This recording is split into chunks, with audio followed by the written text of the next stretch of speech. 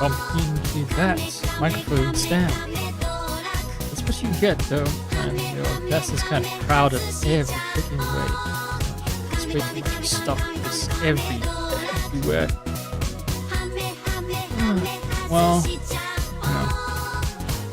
there's nothing perfect in this world. But have compromises here and there. Inevitable, sadly. Well, I mean, if I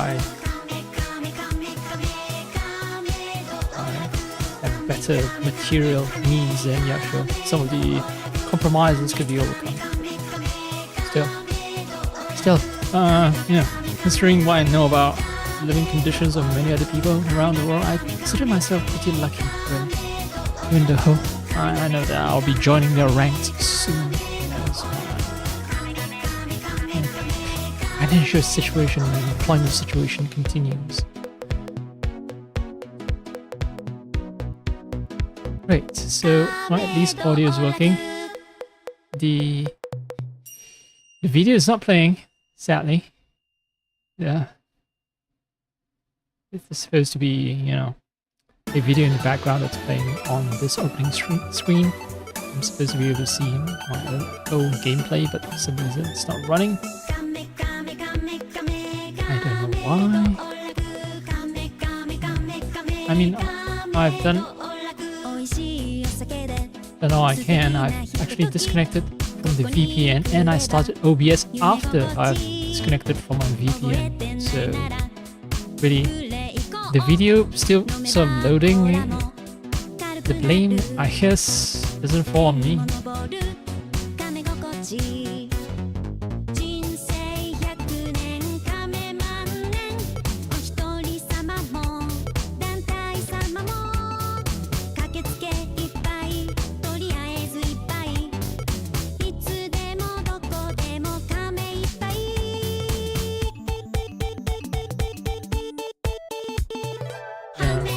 Struggling to let videos for some reasons through OBS.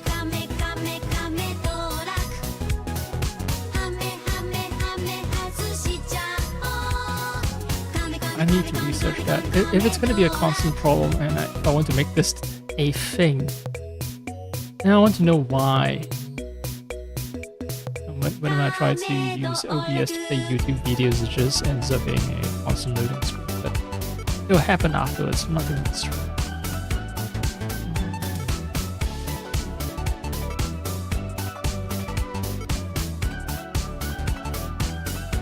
But I do need to get search going on one of my browser tabs so that after I'm done streaming, if I have the time and if I remember, I'll drop back in, check it.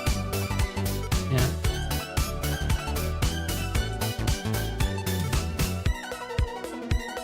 Oh, I can refresh the tab. Let me try refreshing the tab. Maybe that can help.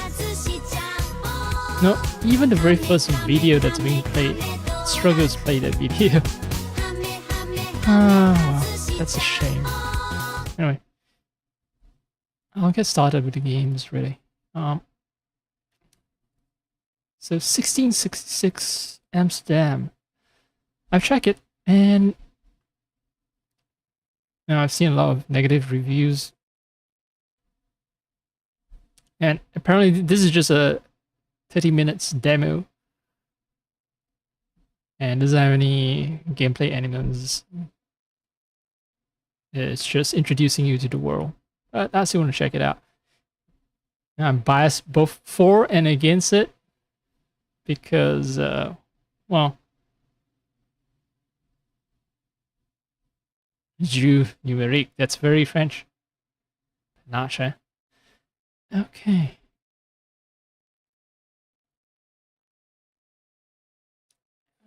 Is it coming up? Why is it not coming up? Shader compilation. Well, I can yap for a long time there since it's taken a long time to compile shaders. I should have done this. I should have loaded this before I started streaming. So yeah, the reason I'm kind of down on the game is because, well, not just negative reviews I saw on Steam, but I knew that apparently Okay, the guy who made this was might be involved in I don't know the next Assassin's Creed that was supposed to come out, Assassin's Creed Hex. I saw a trailer just today. I checked it out.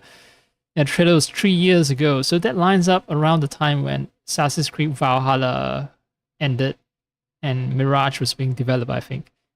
But you know, Assassin's Creed never eventually went towards that more mystical direction, you know, the one with occults and witchcraft. I can actually see a touch of that witchcrafting going on in AC Valhalla, where you have to destroy, you know, those hexes being placed to remove some curse in the area. And it's inexplicable why those things are there. They don't quite fit the Assassin's Creed lore. I mean, yeah, sure, Assassin's Creed do push a bit into that direction, even in the earlier games, you know, the mystical, the magical, where it's explained that it's all precursor of first civilization artifact. But in AC Valhalla, it's never quite explained that way. It's just sort of like, yeah, it's magic, deal with it. So, yeah, Valhalla, despite me doing the daily quest where I grind it every day, I don't have great fondness for that series. I like Origins, I like Odyssey, but Valhalla, for some reason, maybe it's a Viking setting, maybe it's a bit of magic here and there, just not that into it. Also, the shaded compilation is killing my GPU or something, because it seems my avatar is frozen. I might have to reload it. Now, let me alt tab out. Oh, no, wait, it's back. Oh, weird. Anyway, yeah, so that might be why I'm kind of down on this. But since it's also from a creator of an Assassin's Creed game, I'm kind of do want to check it out.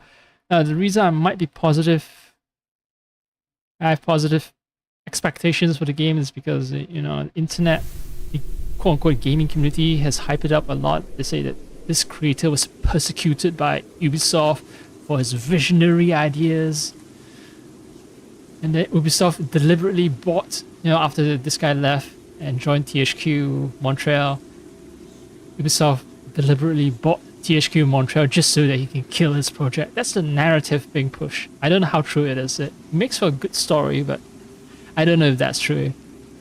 But yeah. So, you know, it's this classic story of an underdog, not undergod. Underdog overcoming all odds, getting their creative work finally released. Alright, fine. Okay. So, overall, I guess I'm kind of neutral towards the game. Maybe with a slight negative bias against it. Alright. This game is a work of fiction. The same Assassin's Creed warning. So you can tell the legacy is strong there. Welcome to the beginning of 1666 Amsterdam. I wanted to give you a small taste of what is to come. If you enjoy it, please share and sign up to Panache Digital Games social media outlets. I'd love to hear from you. Thank you. We will see you soon.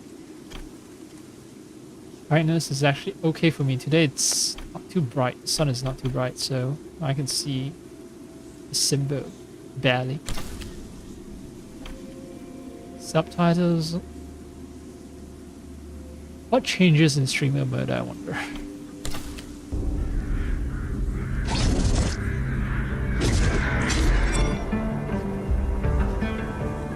I was born to be the collector.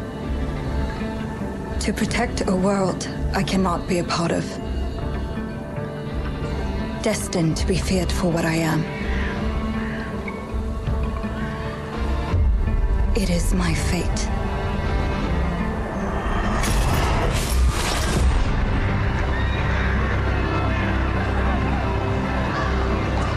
I have devoted my life to facing them.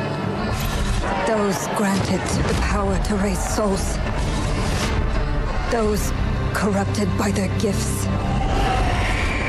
tilting the ancient balance toward cataclysm.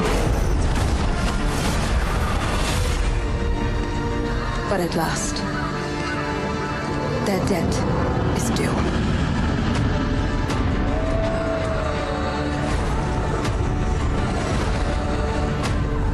Every choice, every breath has led me to this moment. As the moon bears witness, I take the first step. My time has come. I am ready.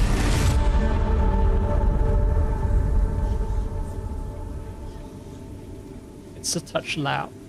I might have to dial down the volume, but okay. I saw that trailer. I was about to castigate the game for not allowing me to manipulate the settings, for throwing me into the gameplay, but let's see. Just now I think there was just a video, a high definition video, but still just a video. Yeah, that says balance. Fair enough, it's sharp enough. Alright, fine. I mean, I would prefer quality, but not high, yeah. Yeah, well, this is a demo, right? So they're not gonna let you tweak all the settings. Fine. It was running well. It seems. I don't know the actual frame rate, but I think it's 60-ish. Use 60-ish, so I guess I can get to it. And considering the game is like 30 minutes, I don't think save slots are even necessary. But hey, good on them for putting it there.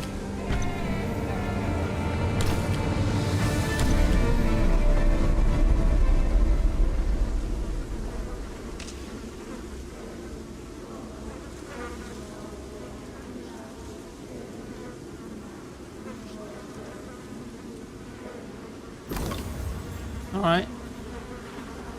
That's my face. I can move.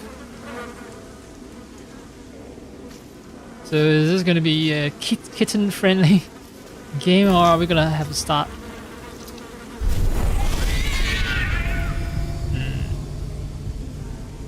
Review Noah, who acts to get a Lux energy and close life echoes. Okay, so this is Noah. And if I'm close, I get a life energy. Life echoes.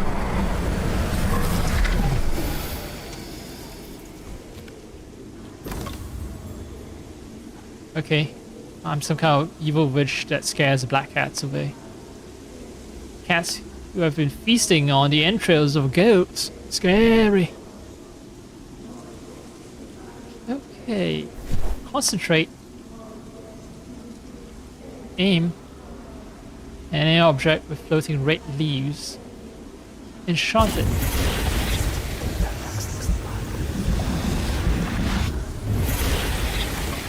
Okay, they are enchanted. That's a Lux effect. Witchfire. Oh, the frame rate just now struggled a bit.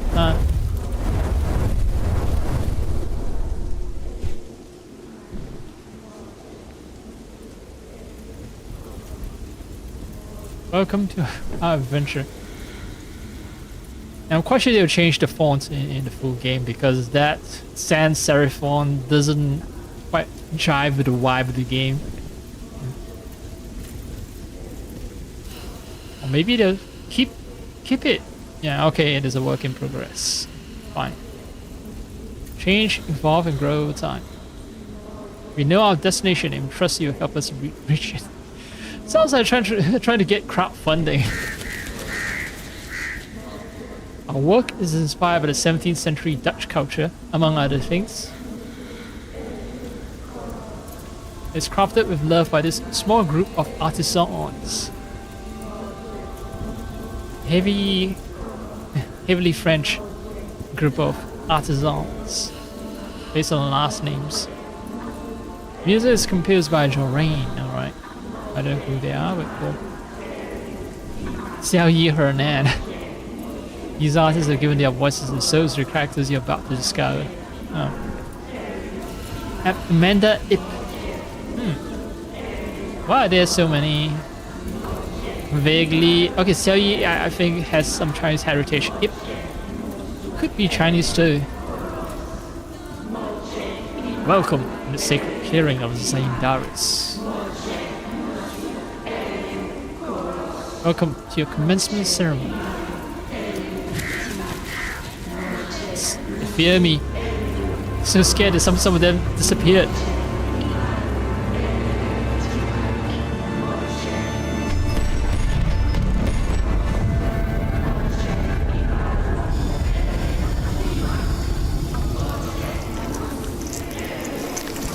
Oh, there's definitely some of that Assassin's Creed crowd technology.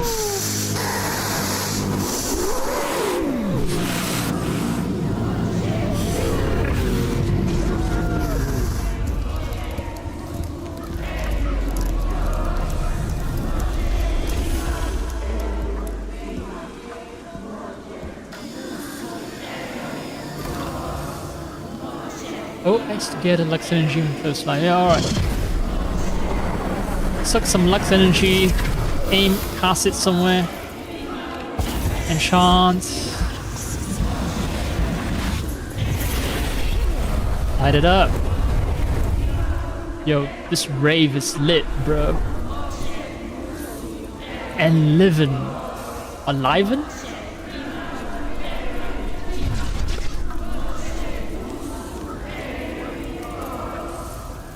Welcome, sisters of the coven.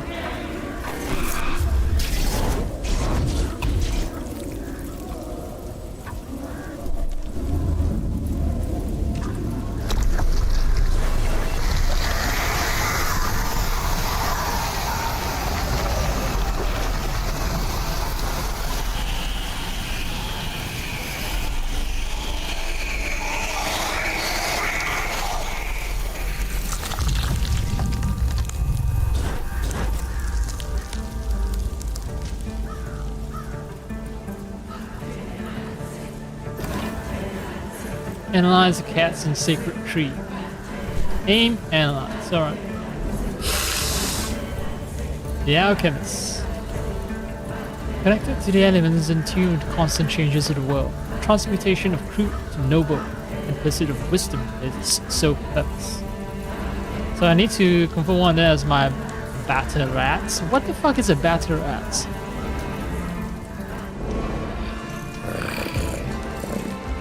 Some kind of a familiar, like what sorcerers have.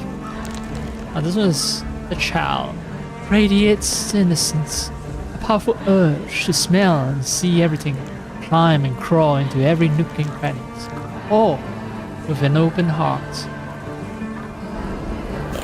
The page, compelled to head out into the world with joy and pride, aims to learn and grow. Only through the journey may it reach its full potential.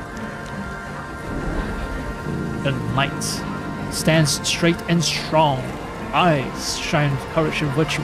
Calls to mind the kings, the just, and the mighty. The spirit, a whisper from across the void, touch from the netherworld. The spirit holds so many secrets. Hermit. Its gaze reflects thoughts roaming the span of the universe, seeking eternal truths and knowledge. The dreamer dances on the swirls and twirls of otherworldly currents, going down an ever-changing path that nobody else can understand. The wilding sounds of rain and wind foliage, smells of soil and trees. Away from the world of man, its heart beats as one with that of the natural order. The guardian. Stand and be true, rise against the tide. Stalwart in the face of challenges and holding strong to its duties. I can see myself in a bit of myself anyway, with all of them, and with all these cats. But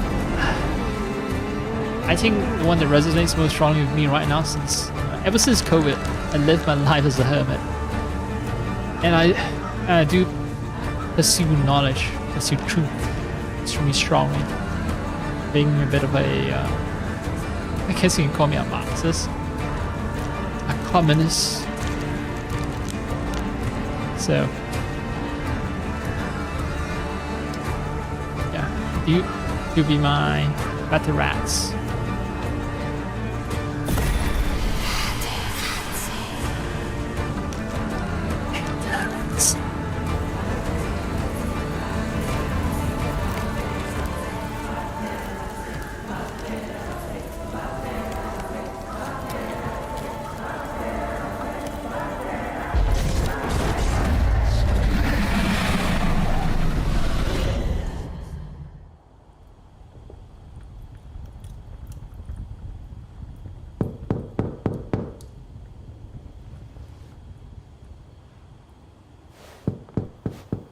Please come in.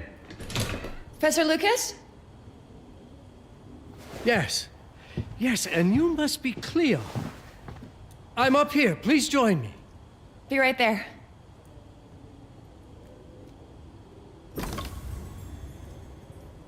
Concentrate, aim, analyze. So, alright. Yeah, I'm excited to get a feel for the game. Basically, LTRT pretty much on everything. But it's good that they hold the player's hands, or I will actually get lost. Professor Lucas, expert in paleography in the Department of History at Bernard Landry University. Alright, I'm tracking this dude. Got an arrow pointed at him.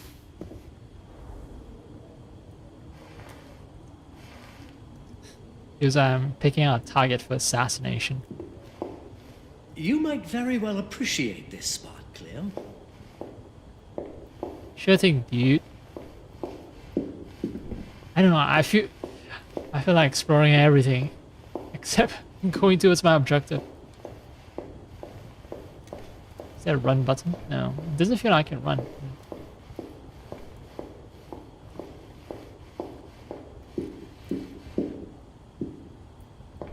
Would you care to come and join me? No! Fuck off!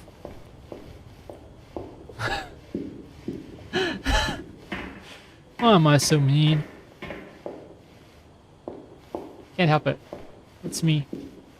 I'm a bad dude. Bad to the bone.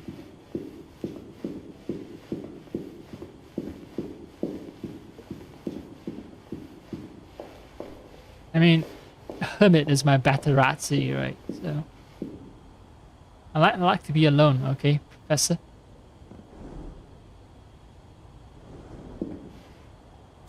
Pleased to meet you, Professor Lucas. The pleasure is mine, Cleo. I'm glad you called. Were you looking for something in particular? I was, but my intricate classification system failed me once again. You know, this is the exact spot where I met your father for the first time. Really? Yes, he was looking for essays on Rembrandt and other Dutch masters. His arms were brimming with books. He could barely see in front of himself. That sounds like my father. Yes. I recognized myself in his eagerness to learn. The same eagerness that brings you here, I suppose. Oh. Yes. I have the letter he gave me. Could you have a look? Absolutely. Let's go to my desk. So how's my dear friend Aaron? You called my father a friend. Of course. He never talked about you before giving me the letter. I was devastated when he told me about his condition. I'm sorry, Cleo. He told you? When? I saw him about a year ago. He warned me that you were going to call when you were ready. Oh. I guess he told you a lot. Not much more. He is a very private person, as you know.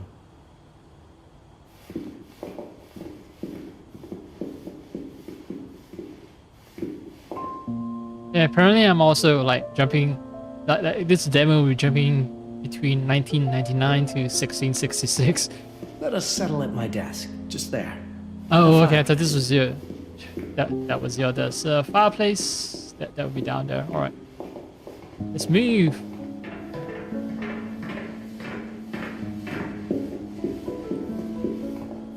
I'll zoom in into this. Yeah. Let's settle at my desk by the fireplace. Now, let's see that intriguing letter.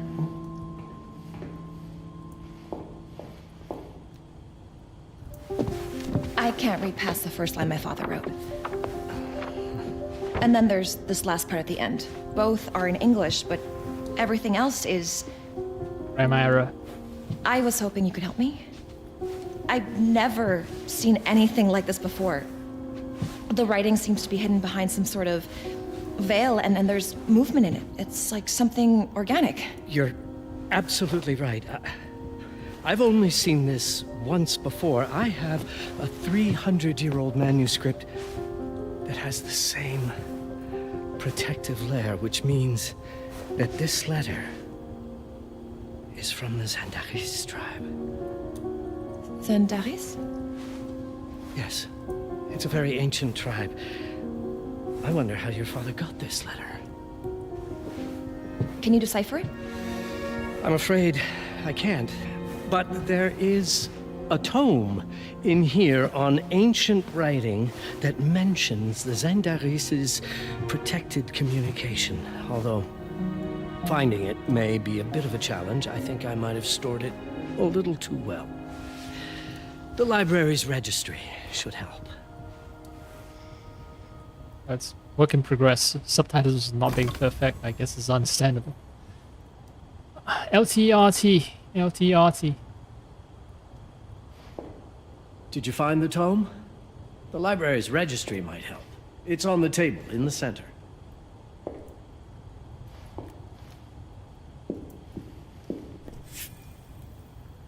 See. Floor plan. Plan d'étage. La Rotonde. Bibliothèque universitaire. Okay. So, yeah. I assume the ones that are highlighted are the ones where I should search. Yeah, archaeology, prehistory, ancient and forgotten civilization, mythology, rituals, and religion. Botany, nope. Ancient writing systems, mysticism, esotericism, divination, ritual objects, demonology, and the arts of the occult. Witchcraft. Rembrandt. Alright, let's skip straight to witchcraft. Section 18. That'll be at the top. Sort of the one in the middle from the two sets of stairs. Oh, okay, they're numbered. Put some pep in that step. Move your ass. Have a look in the ancient writing systems section. That's probably our best option. Oh, okay.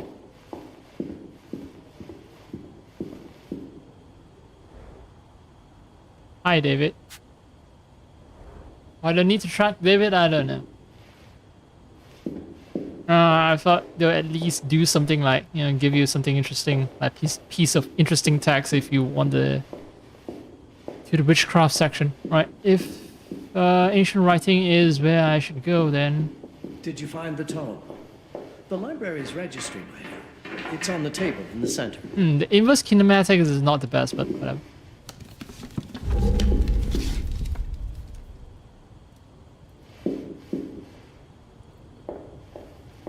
I can search that, but oh, well, never mind.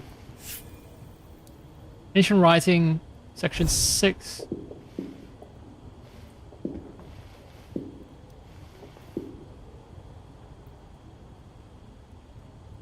I don't want to finish the demo too fast. That's why I was like exploring everything. That the ancient writing systems section should be here on the main floor. If they're so insistent on guiding me to the next step, then yeah, sure.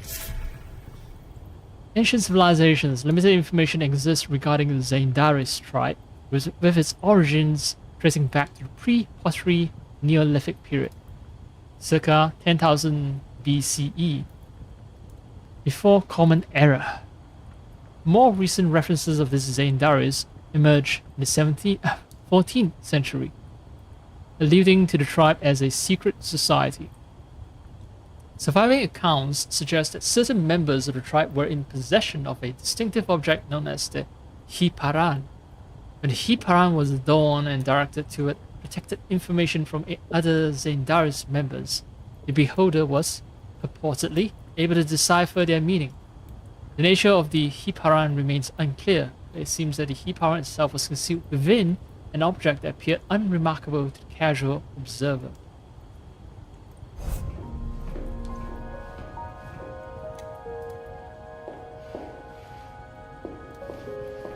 What did you find?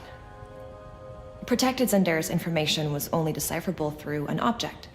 Something called Hiparan? Yes, of course. So you've heard of it before? I thought it was a legend. It varies depending on the source. I've never seen one. They said it appears as something unremarkable.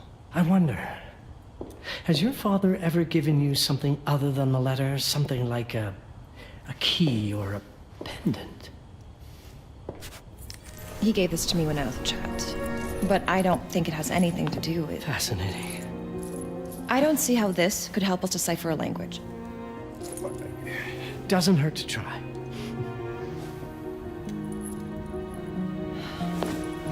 I mean, at some point, that pendant has gotten close to the letter, right? It would have deciphered the letter.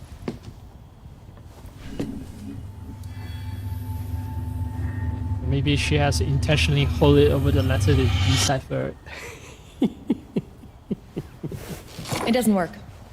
It's all right. Aaron has thought this through. There must be something that we're missing. Something to activate it, maybe. What makes you so sure that my father was behind this? Would it really be so surprising? I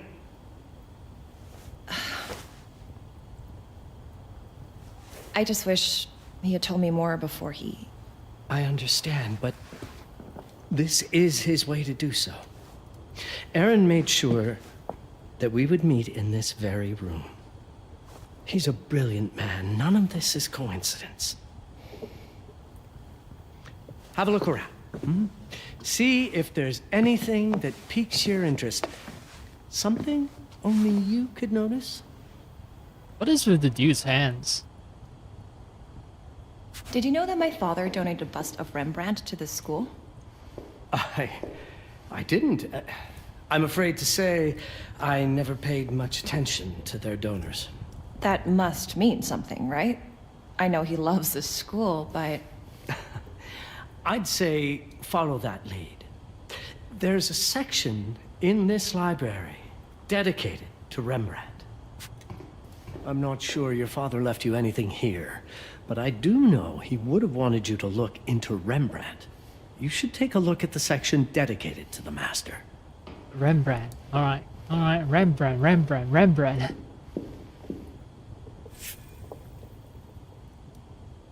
She does have an extremely French haircut. And since I did notice that this game was developed using Unreal Engine 5. It's, yeah. Now, I noticed that at the start of the game, they mentioned that this is UE5 and everything does have that UE5 look to it. It's sort of a look that the engine has, and I don't know how to describe it, but it's also kind of annoying. It makes the game look or feel kind of cheap. A lot of games that have the same look, so it feels generic. Yeah, it's not cheap, but rather generic. So Rembrandt is section 14. Let's go up.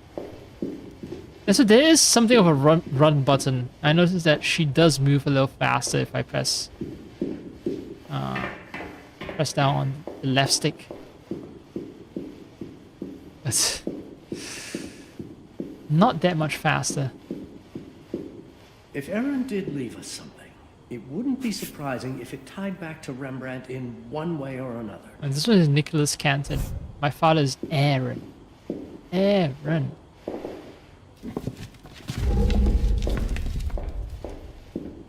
This is the wrong section anyway. It's 14.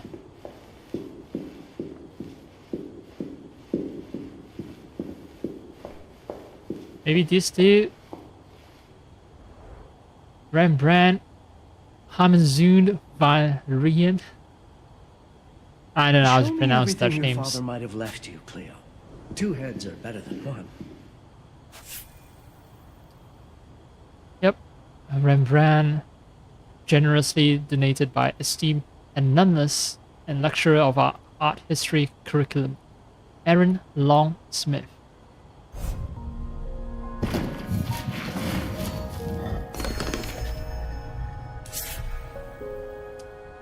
Hidden note. Cleo, you're close. This text is from an old acquaintance. I trust you will know what to do. Is this a protected text again? Press L, left stick to move faster. Right. I'm pressing. I've pressed it. I pressed it once. And this is as far as she would go. There was something in Rembrandt's bust. Of course. Dear Aaron, come, Cleo. Let us look at this together. I guess they're trying not to destroy the mood of the game by making her move too fast. My father left me a note. Wonderful. I don't understand it, but my name's on it. Let's see. Do you know what these symbols mean? It seems to refer to a special tool. A sacred tool, most probably, and blood from, I think it specifies lifeline. Blood from a lifeline. I remember. From the hand.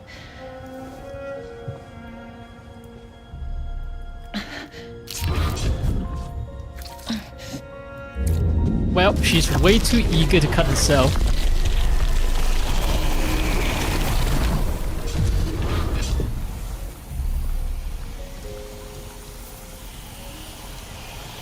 Very quick to use the sign of the devil too.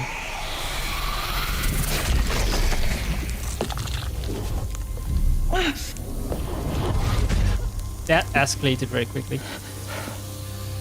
That's it. That's the Hiparan. Aim it at the letter. That dude is totally cool with it.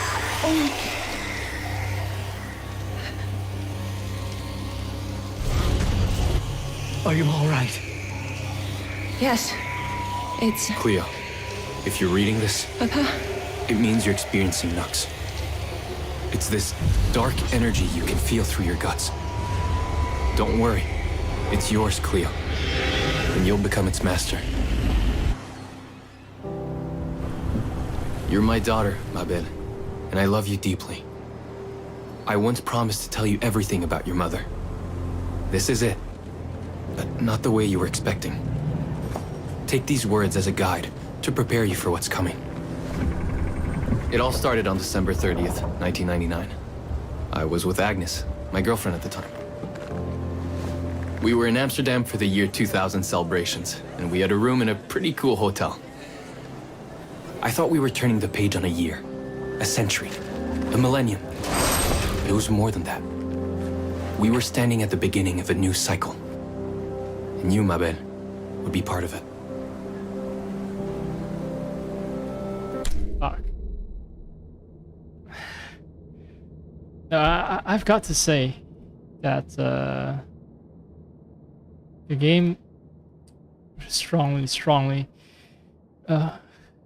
reminds me of cheap games developed by indie developers. Okay, not cheap games, but under-resourced games. And, you know, it has that whole, like... I don't know how to describe it, but it's like...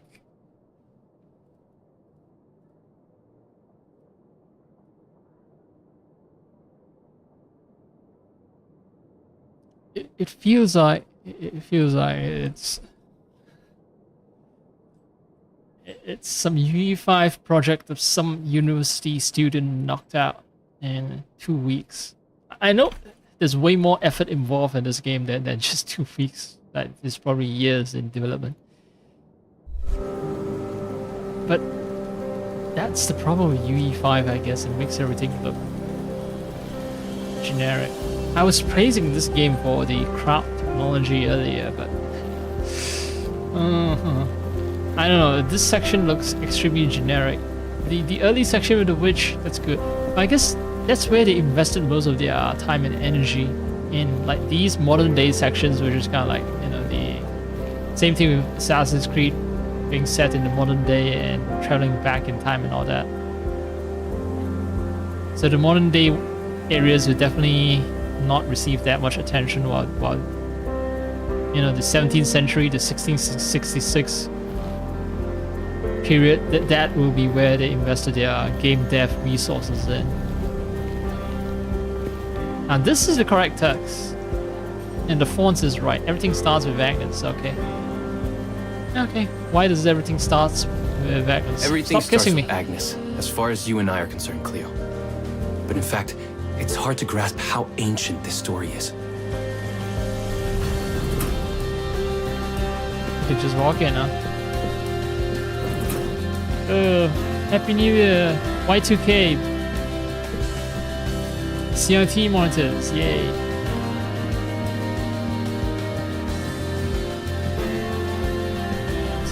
Sitting here watching the fire.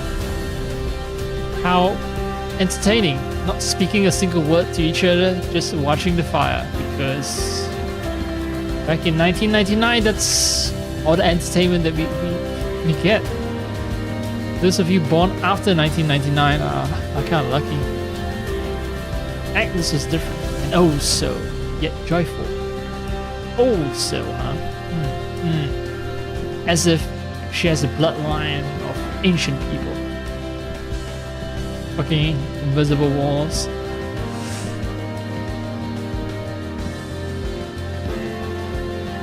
Invisible Agnes walls. was different. An old soul, yet joyful, always surprised by life. From the very beginning, it felt as though she already knew me. It was awesome. Alright, so this is gonna be a guided tour then. Scared! Agnes, that's something for us in our room. I'm scared just now. That guy. Oh my god, no! This is spooky. We can face through other Agnes human had planned beings. something for us in our room that night. Some of her belongings had already been delivered. Ancient artifacts. I was fascinated. I know. Just cut off one of my fingers and sacrifice it in some kind of blood ritual. Truly, I had no idea what Agnes had in Truly, mind. I had no idea what Agnes had in mind. But you know what, Cleo? I didn't care. I was in love. Is Agnes my mother, or is she just the earlier, like, you know, the girlfriend and all that? I never questioned Agnes' actions. She I had a never way. questioned Agnes's actions. She had a way of making me feel important and wanted. Needed, even. Okay, cool. Is that what love is like? These steps are steep as fuck. What are wrong? What's wrong with people designing steps so steep? Why would you have rooms of some kind down here? Are they gonna be Dutch painters as well? Is this gonna be super creepy Dutch painters as well? As we walked to her room, I felt a new kind of excitement. Impossible to describe. I didn't yet know I was about to lose my grip on reality. Oh, you are already losing it with all the, you know, jump scares. Spooky red eyes. Come on, show up somewhere. As you'll see, Mabel, losing my grip on reality is an understatement. The truth is, I never had a grip on anything at all.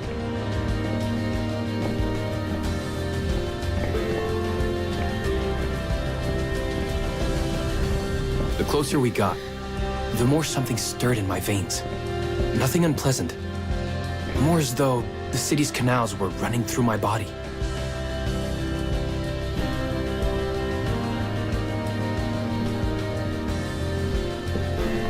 Dutch painters. It's all a conspiracy. They control the world.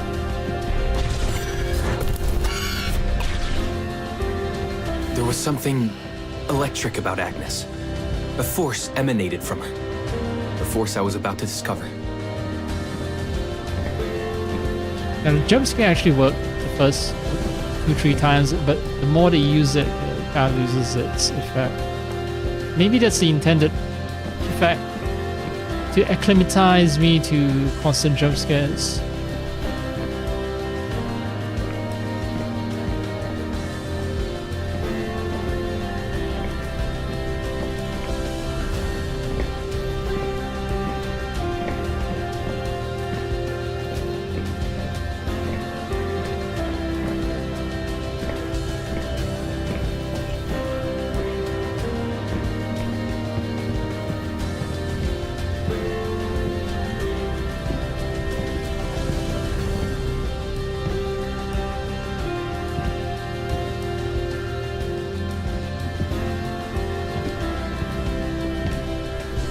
Scared yet?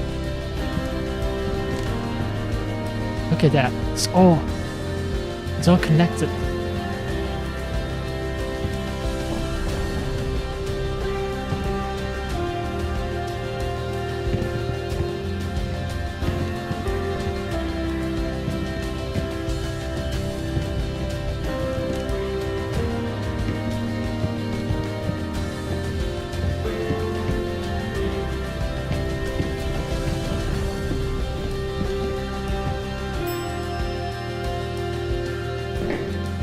That was quick.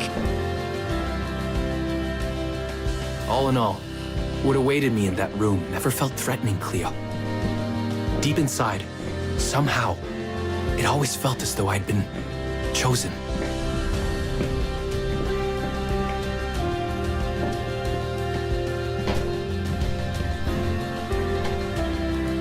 Agnes went directly to the bathroom. Huh? Agnes went directly to the bathroom to put on her magic touch, she said. She didn't need any in my view. She was being literal, I guess.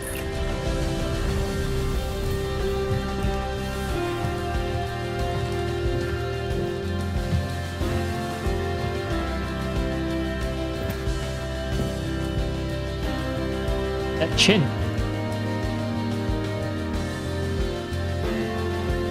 What a strong chin. Just set up my relics, okay. I guess I'm gonna help in a magic ritual where I'm gonna end up sacrificing some part of my body, perhaps. Now, the game say that, okay, my father said that, you know, I never felt threatened by anything in the room, but all the jump scares actually seem to be meant to threaten me in some way, right? It's meant to scare me. I have a bunch of mirrors set up in around what appears to be something like a bed. She's into some freaky sex. Could you set up my relics the way I told you to? She asked from the bathroom. I had to rummage through a chest, a shelf, even her bag to find those things of hers. So old they were unsettling. Okay, it's unsettling, but also not threatening. All right, fine.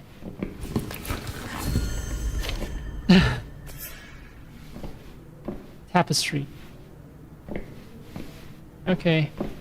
Chest, bag, and that was the third thing.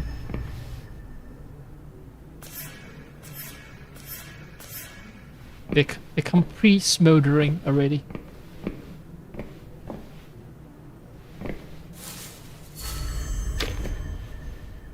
Did all my mirrors get installed? She asked. Yes. They had been placed around the bed, and the bed had been moved. Even now, I don't know how, or by whom. By ghosts, man. By ghost painters, scary ghost painters with, you know, red eyes.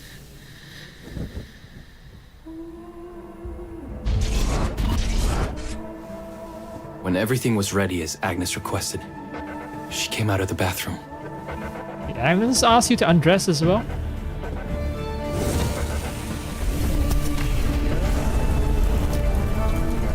She was...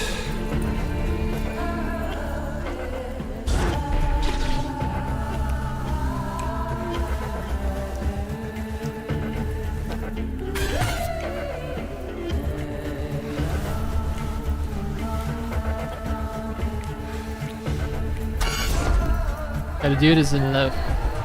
I would have run the fuck away.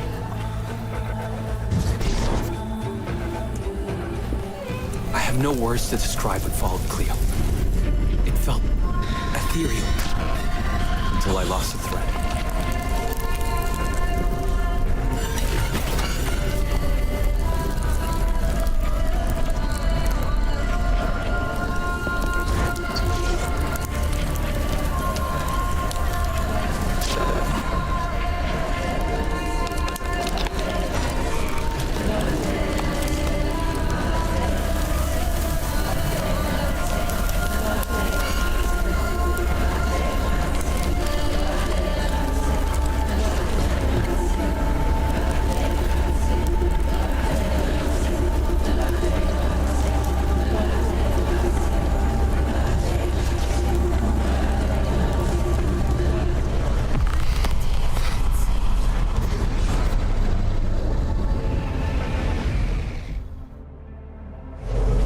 Woke up or something. I'm still not sure. I was a cat, Cleo. Yes, you read that well. I was a cat. The room was like in a nightmare. Agnes was floating, literally, and seemed frozen in time.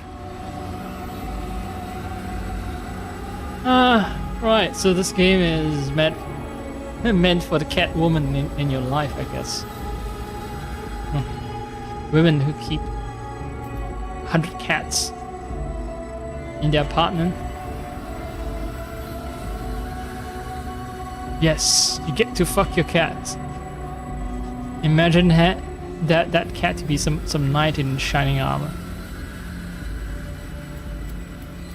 Batter rats, batter ratsy, batter ratsy, batter ratsy. How big is a cat's dick, I wonder? I jump. I'm pressing A to jump. No. Batterazzi, batterazzi, batterazzi. Batterazzi, batterazzi. 两只老虎，两 I 只 thought I 老虎。 was dreaming, but not for long. It was too real somehow. I could feel the fur on my body.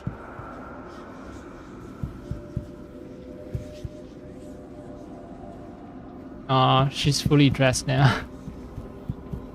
两只老虎，两只老虎，跑得快，跑得快。一只没有眼睛，一只没有尾巴，真奇怪，真奇怪。两只老虎，两只老虎，跑得快，跑得快。Batter ratsy, batter ratsy, batter rats, batter rats. Oh right, okay. So, you know. This narrator, Aaron, Cleo's father, keep talking about not being scared or threatened and all that, but everything the game is doing is trying to make you feel scared, so... My there's a senses real were heightened. disconnect. Everything I saw or heard became a voice calling me. Go further, and you'll see. Go further, and you'll see.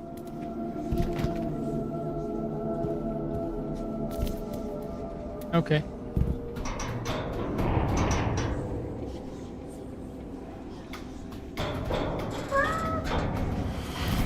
I guess the effect is a little lessened by the fact that it's still somewhat light outside my room. But yeah, I am actually a little creeped out. So good job on that. Good job on that. The further I went, the more real my sensations became. Yet the world around me felt increasingly surreal.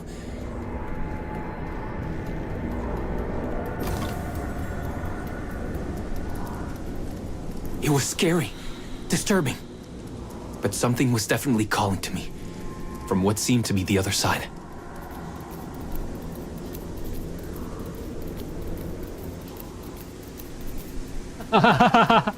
Invisible wall. Alright, not invisible. It's actually visible, but alright, fine. The walking simulator then. And then, in a forest, yes, a forest, I knew it in my bones. It was someone calling me. A woman. A woman who is into cats wants me to fuck her. Things were blurring together, Cleo. My cat spirit, a thirst for freedom, for leaping onto anything, and my pull toward her calls. This leaping feels very much Assassin's Creed parkour. Alright. And I saw her, frozen in time, like Agnes in the room. Then my cat's spirit again, a need to size her up. But basically, my father is the hermit who eventually became the Battarazzi for someone in the 17th century, 1666. My father, from 1999, becomes the Battarazzi, the cat familiar of some witch in 1666. A leap across time. Yeah, someone from the modern day era, living in the past, very Assassin's Creed. Right, so this is the sacred tree. This tree stands tall in the clearing. Its twisting branches heavy with charms and tokens made of bones, twigs, stones, and twine. Centuries ago, it stood witness to many past rituals and has become the living embodiment of Zandari's beliefs and worship. A secret society that somehow ended up in 17th century Dutch society.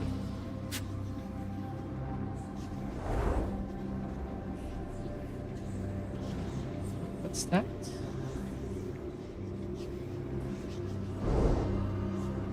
Collector Noah, daughter of the apothecary Wilhelm Brooklyn and of Angela, whose family name has been forgotten. She was raised by the descendants of the Zandari's tribe to prepare her for her role as the collector. She is the direct descendant of Terra, the first giver in the giver-collector bloodline, the first of the Zandaris to receive Nux and spread it upon the earth. Terra, Earth, like as in Mother Earth, and then she has the dark energy of the Mother Earth's wombs or something like that shit. Maybe, I don't know.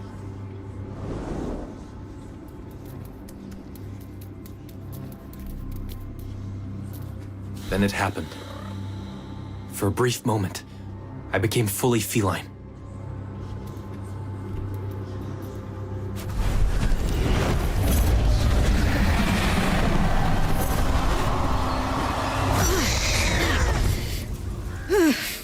Welcome, Battarazzi. Welcome, Aaron. Aaron? You know my name? We talk? I can talk? I was in shock, Cleo. Nothing made sense. Yes, you are my union, my Battarazzi. My cat. Of course. But what? Did no one tell you about the ceremony? Where you come from? What? No! What do you mean? It matters not for now. I'm Noah, the collector. Those are the Zandaris. Follow me, and I shall explain in all. We've much to do this night. It was the only thing I could do anyway, Cleo. That woman, Noah, she seemed like the only one who could clarify all this.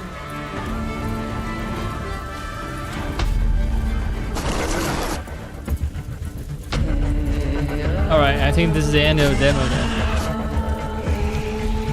Yeah, a human wearing a hood with a animal familiar. That's also very Assassin's Creed.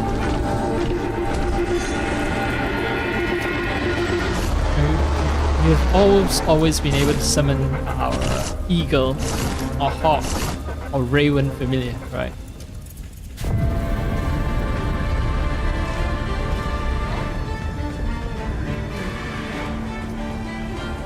So yeah, there's, you know, if you want to see the linkages, then yes, you can see a lot of the linkages between Assassin's Creed and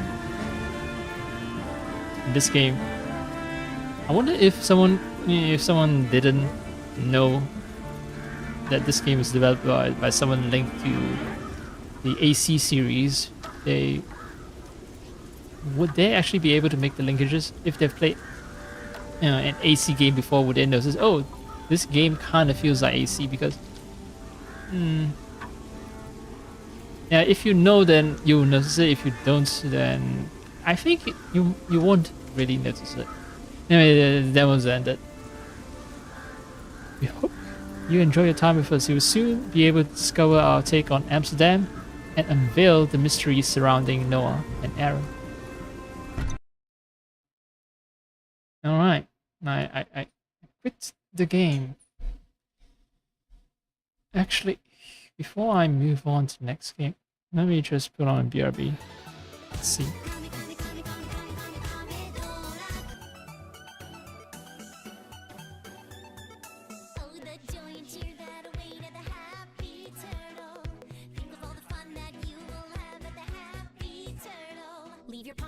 The video is still not working.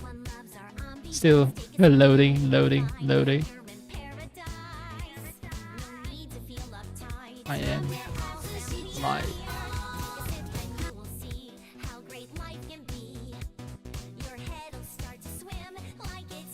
Yep, it's just stuck. Anyway, I do want to do a little research on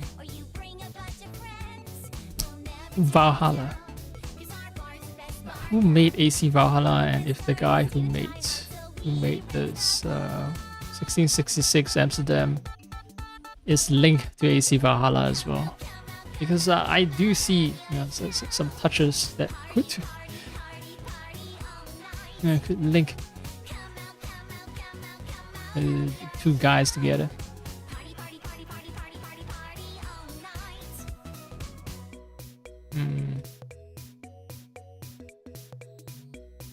Alright, so Junior Panache Digital Games. Who are the people? Platform. But it's released later this year. Oh wow, they have like six months to polish the game. It's not gonna be easy.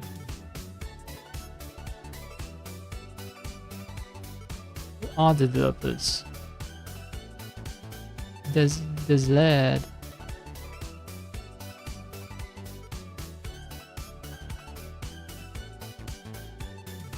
Patrice Deslay, instrumental to bringing to life Prince of Persia: Sands of Time, one of the foundational originators of Assassin's Creed, bringing the idea to life back in 2007. So, okay. I guess he started wandering towards the occult near the AC Valhalla time. That is, if he is actually involved in the project at all.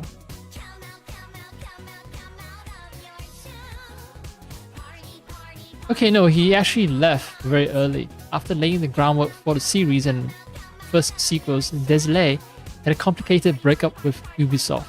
Subsequently, he started work at THQ Montreal on 1666 Amsterdam around 2011 and 2012, before that studio went bankrupt.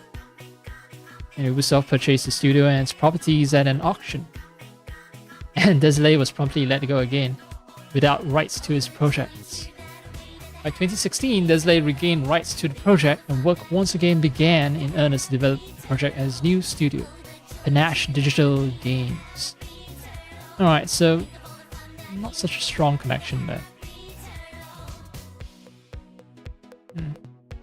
Alright, next up, let's go. What? How did I list my... Okay, next up is Boltgun, then Onimusha. I don't know how long the Boltgun demo will be. Might not even get to Onimusha, but let's go. This would be a real change in direction. Devolver Digital is responsible for this. I did not know. Okay.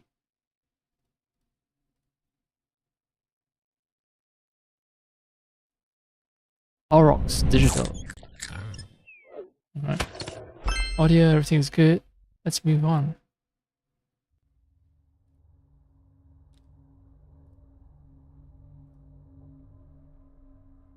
No, this would definitely be like way more energetic. Less creepy, but it does have some gothic horror elements because, well, this is Warhammer 40k, right? I think this is good enough.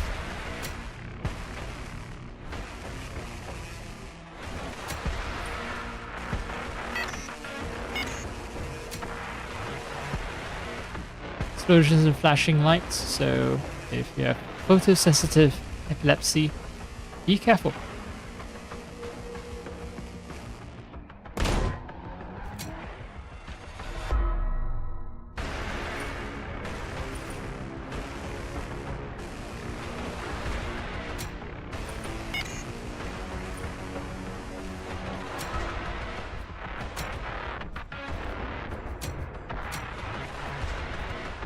Quite funny that the 1666 Prologue has save slots when shit just so short.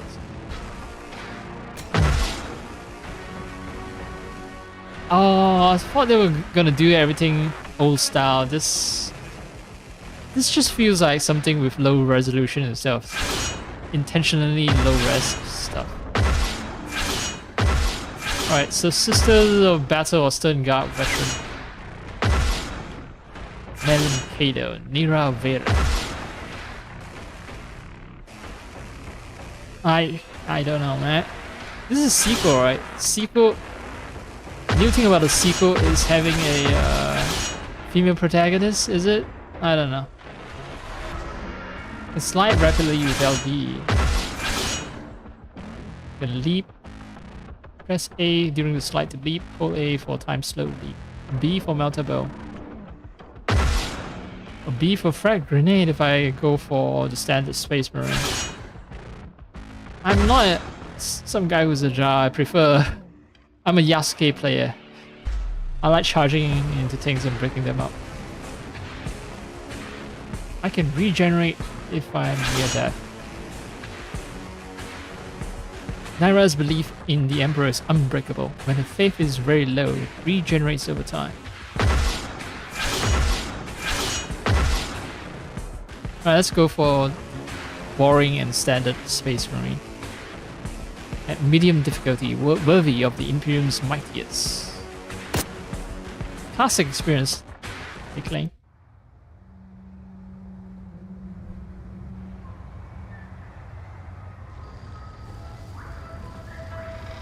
Right.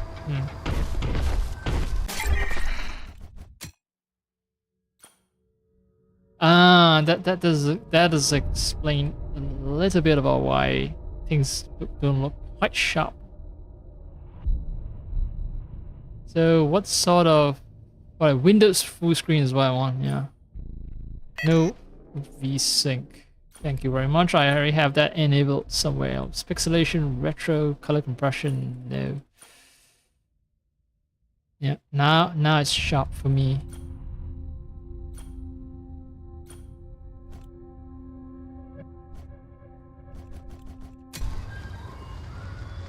Yeah, crispy sharp. The portrait is still not quite right, but whatever. What's this?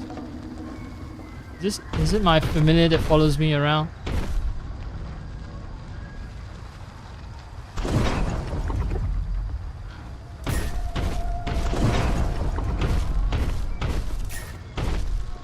I don't have grenades, so I can't show them.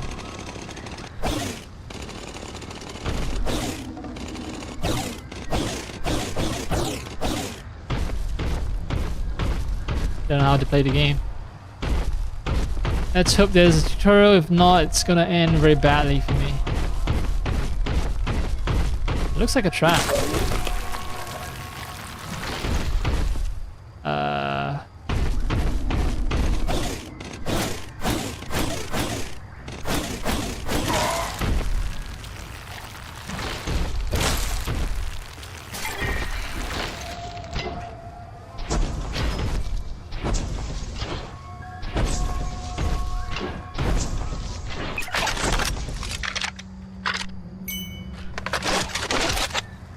Oh yeah, classic 2 FPS animation. I don't know who they are, but they're not humans, and you know, as the premier racist race in the galaxy. My goal is to kill everyone and everything, right? Also gun counters. Right. That's it. Oh, no zooming in, right? This is a classic game without any aim down sights.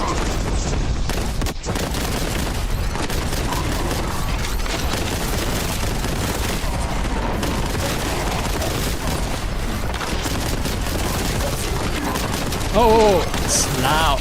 Fuck.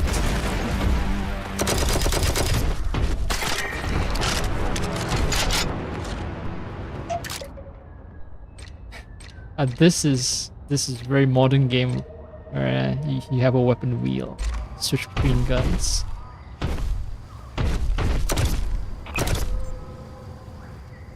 So what is my goal here? Like just murder everyone?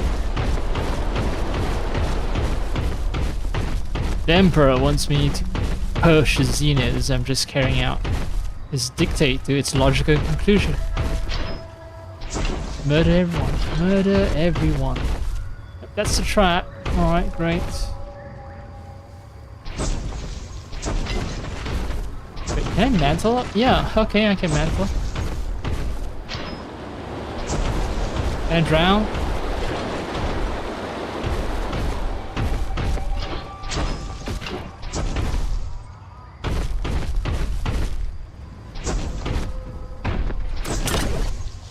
One frag grenade. Alright.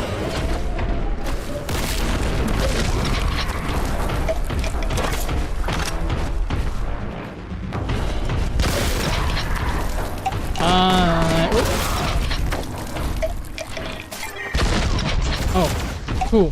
Grenades.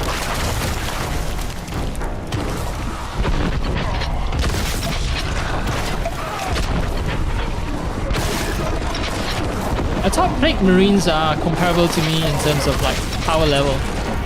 They're not supposed to be so squishy, but maybe. Maybe I don't know anything about Warhammer lore.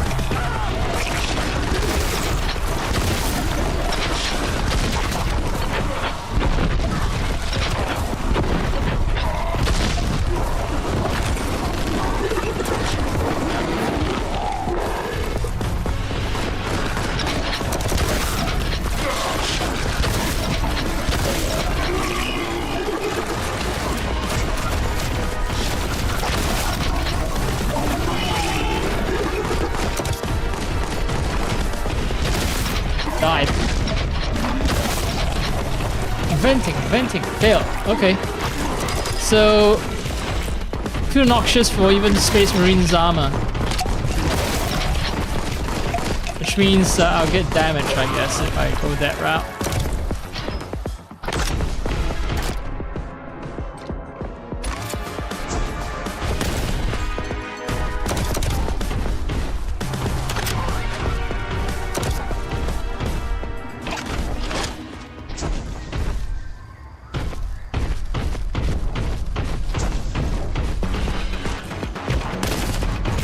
Alright.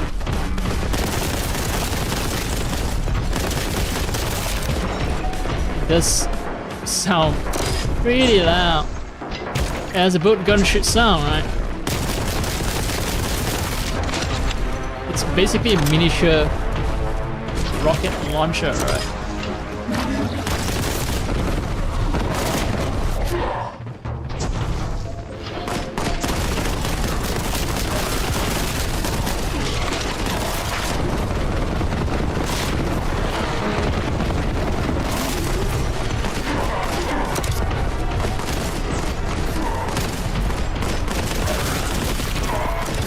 Fuckers hiding in bushes.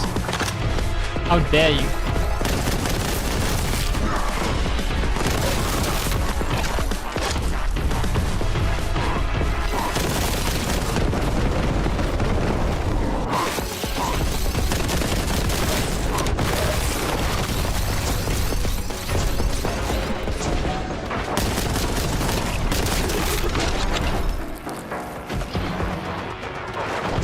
Movement is extremely floaty, but maybe that's intentional.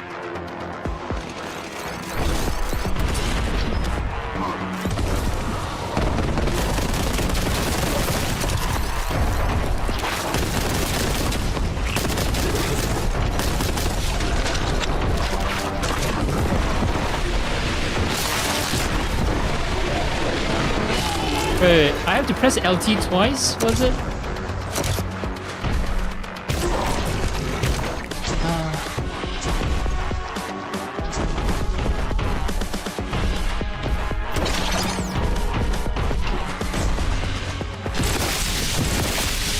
Asphalt gun seems a little weak.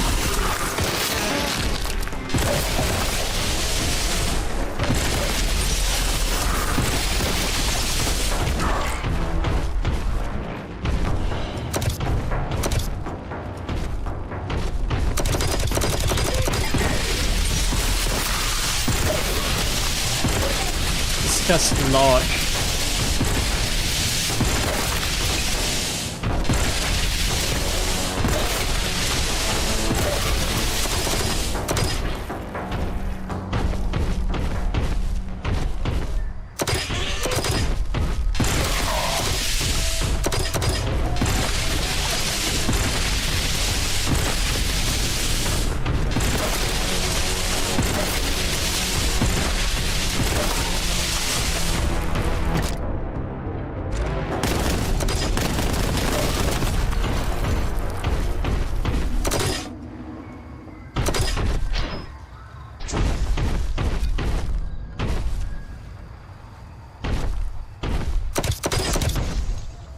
Okay, oh, trap.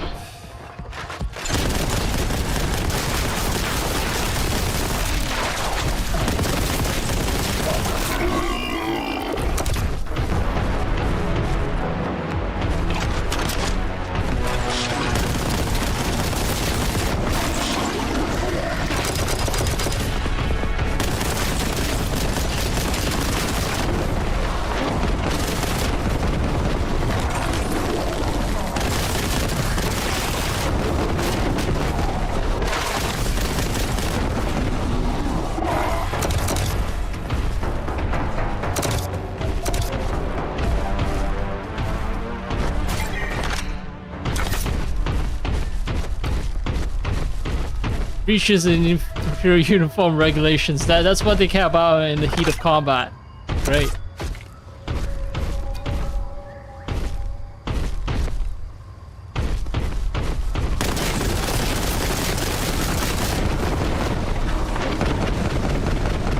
Terminator.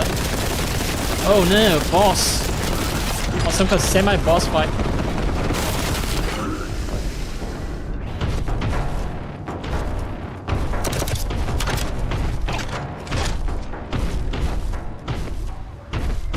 This isn't standard armor, and I'm supposed to be fighting guys in Terminator armors? What the fuck is this bullshit? Death Corps with Creek.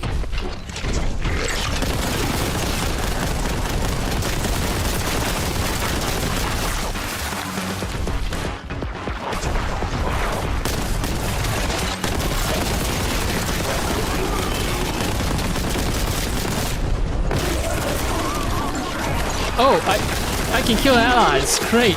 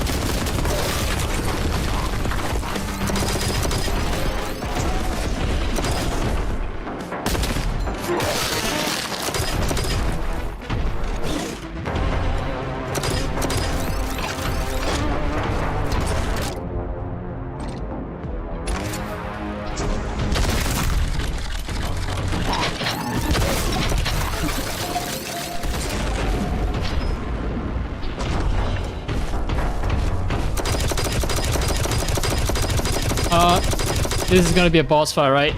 They're so fucking generous.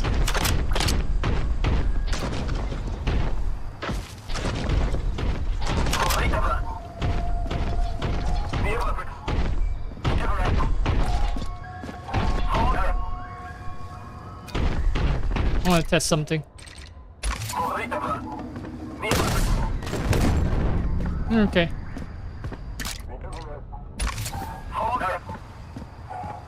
Wait a minute. Yeah.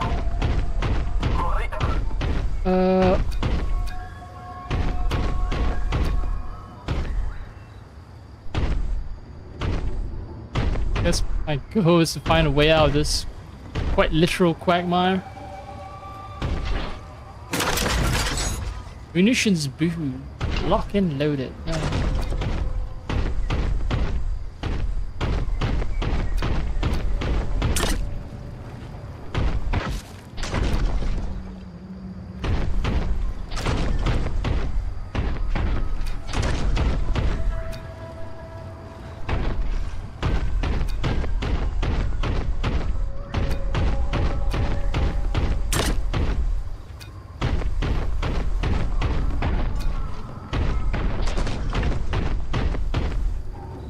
Oh.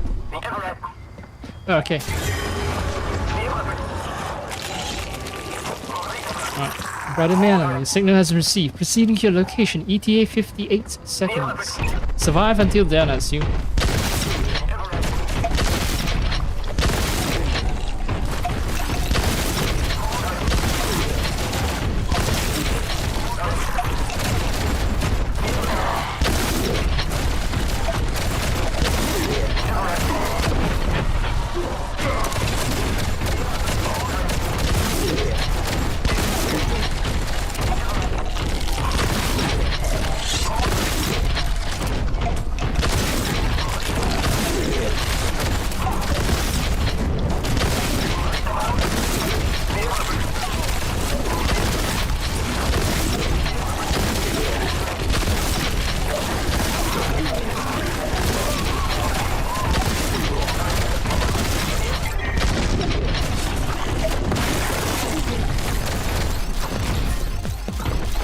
Refrain from dying. Yeah, easier said than done, bro.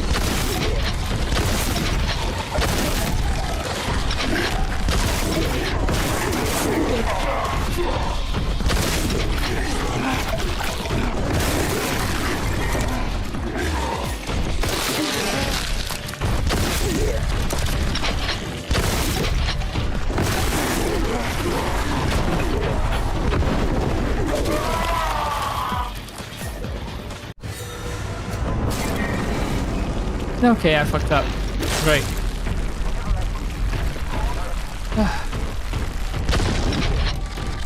Cogswalker. So just now he say his arrival is imminent and then embarks with the like...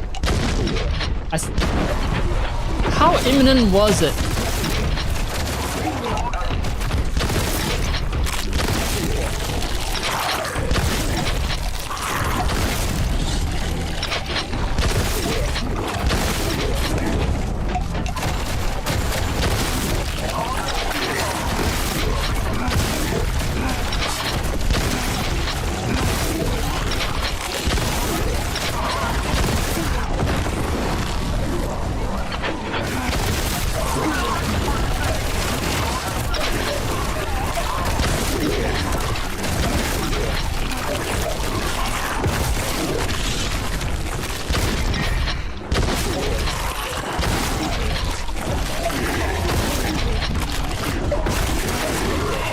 Oh no, my friends.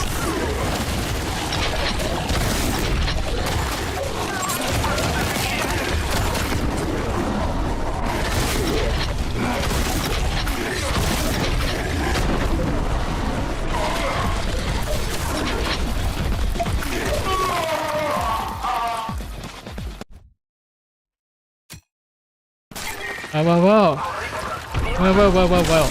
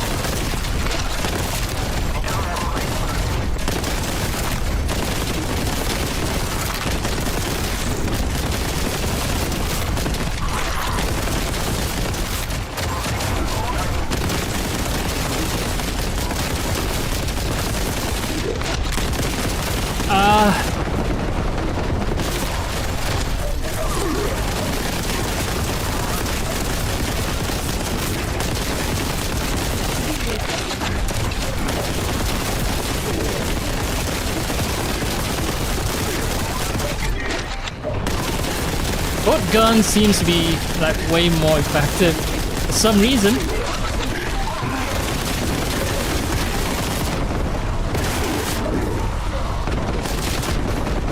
Also, charging through enemies seem kind of ill-advised.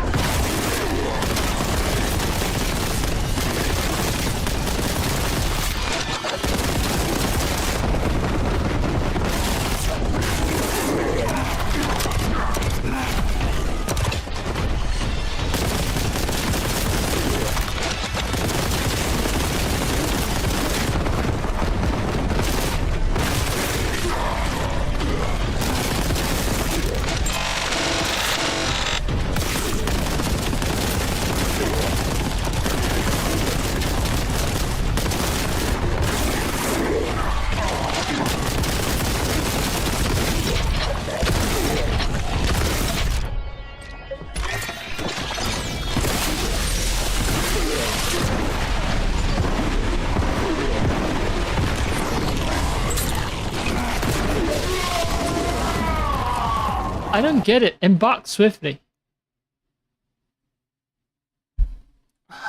I think this is where the demo ends, perhaps.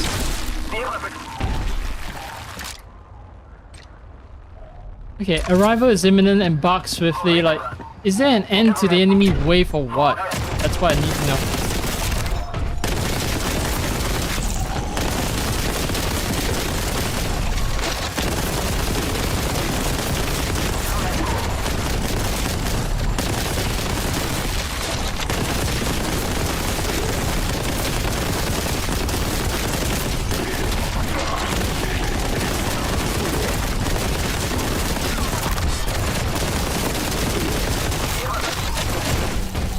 Fuck, so many explosives everywhere.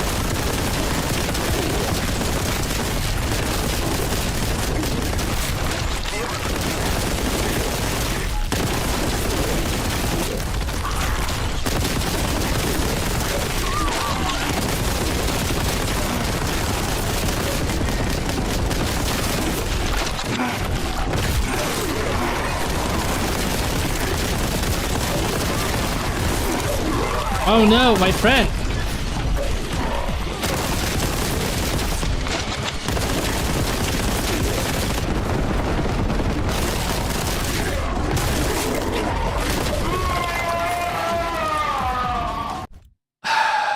Enemies of the Imperium have triumphed. So is it meant to be this difficult all the time?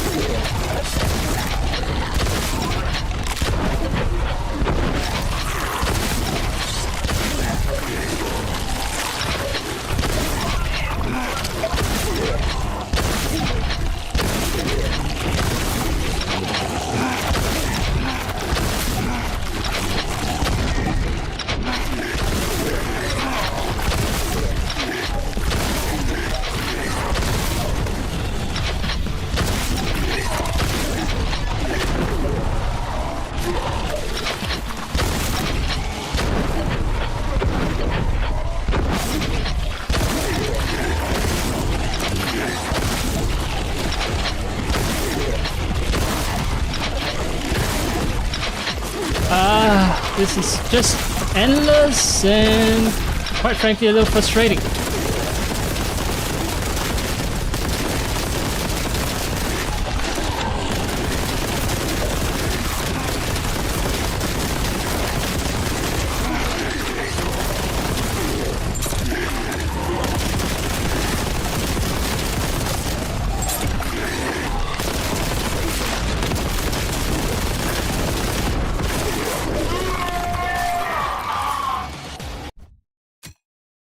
Can I actually finish this?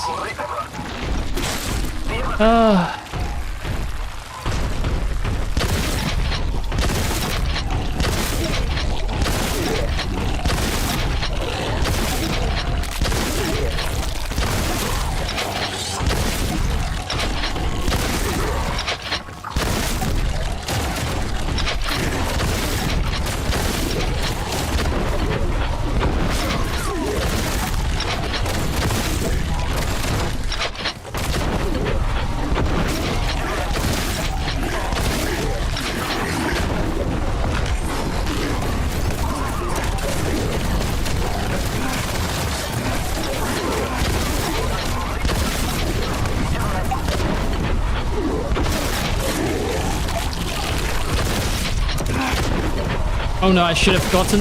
Oh no! Friend, that was friend! Ah!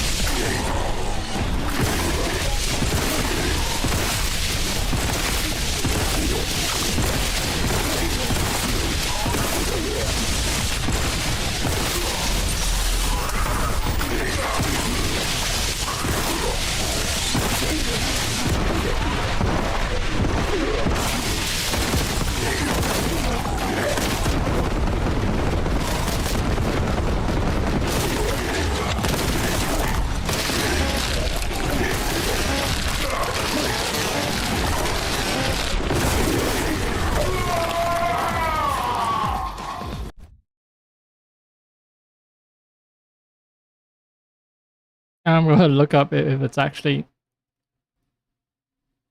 Am I meant to finish this? Boltgun 2 demo final level. Is it final level even? Oh, am I? Do I suck just so much that it?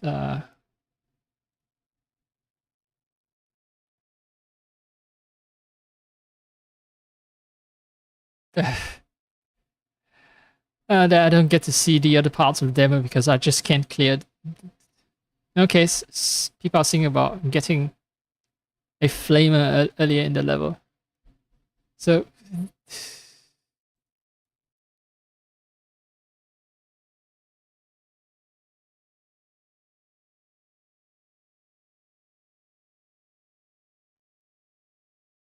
That is indeed the first level then. The end... How am I supposed to deal with the Nurgle Swarm? Get better?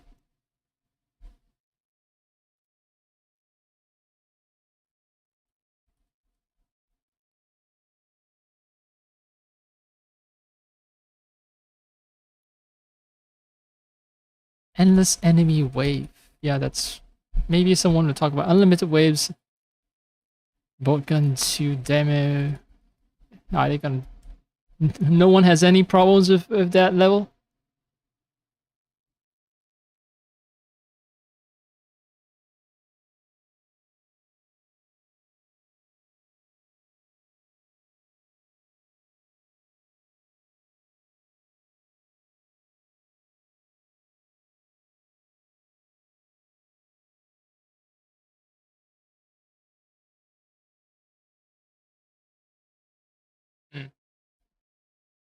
Okay, no one seems to be complaining about it, so it seems like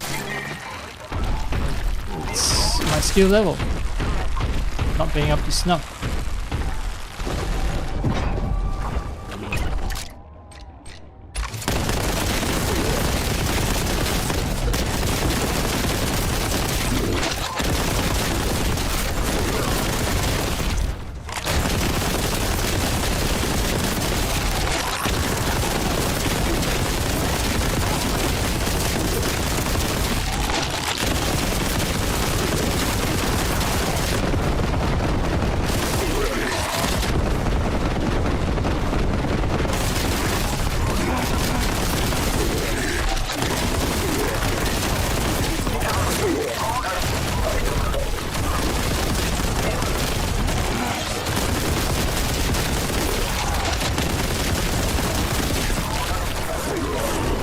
Oh, great.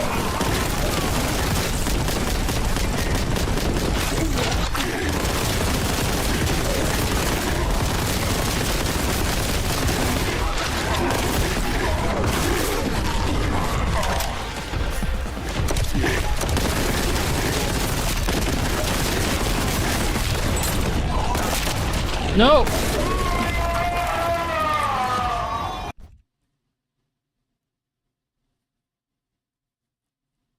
I keep forgetting that grenade has an arc to it. Oh. Apparently, it's clearable. You clear the wave of enemies if you try hard enough.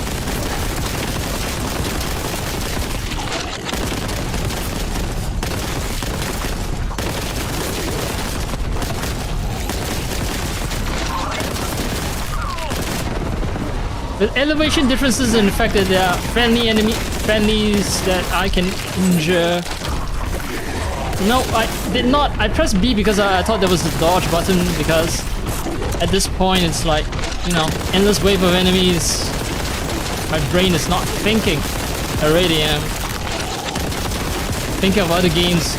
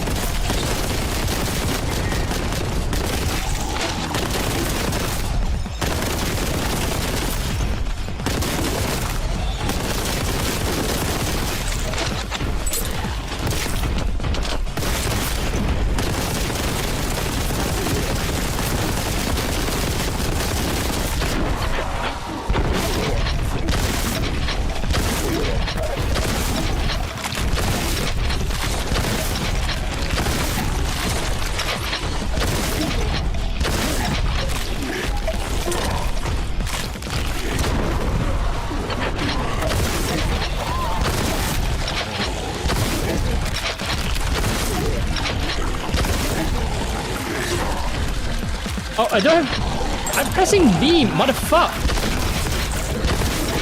Why do you keep reloading while I was pressing B multiple times? Oh.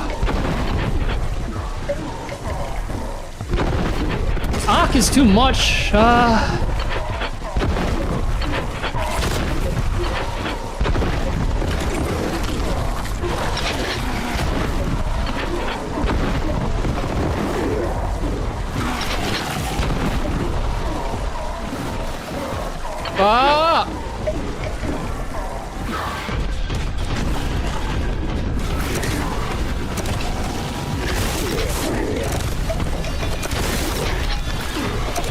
How do I embark?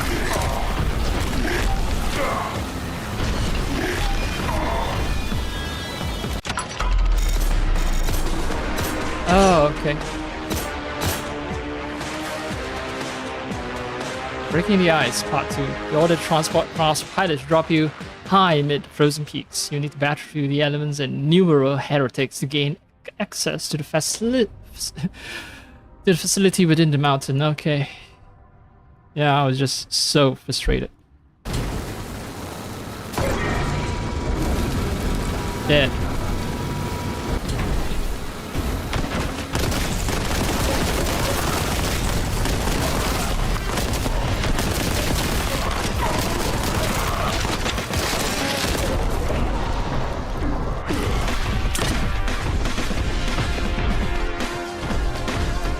I'm supposed to be a superhuman warrior, I guess. But I don't actually have the capability to be one. I have human-like reflexes and... it's not meant...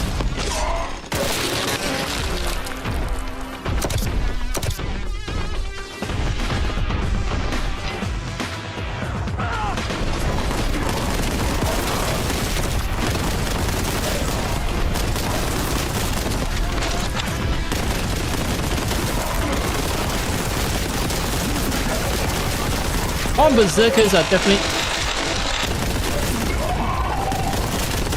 very powerful.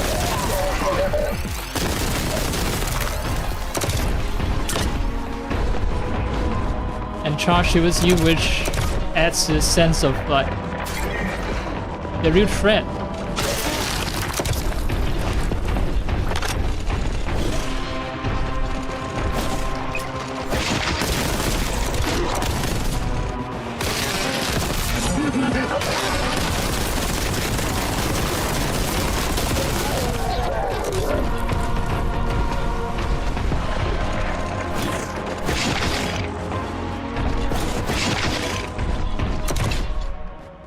Oh, okay. And health pickup seems like I have to like seriously walk straight into the pickup before it gets picked up. I can't just walk near it.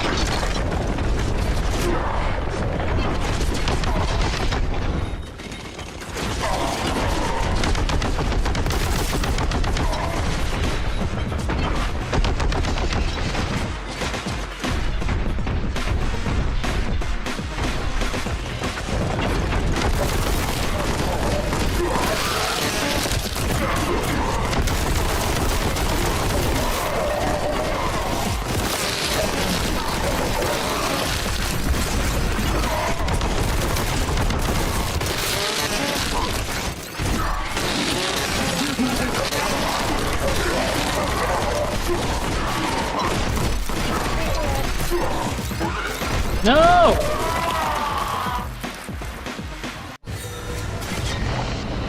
Holy moly.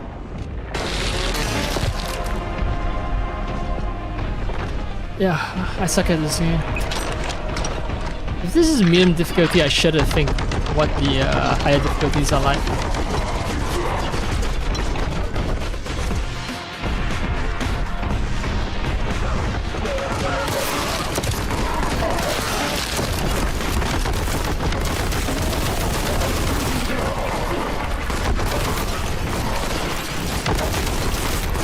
Slow reload.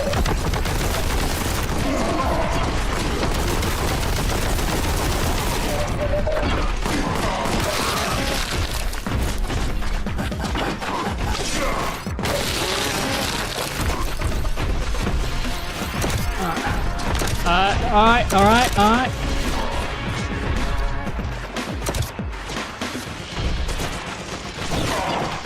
keep forgetting that I can't aim.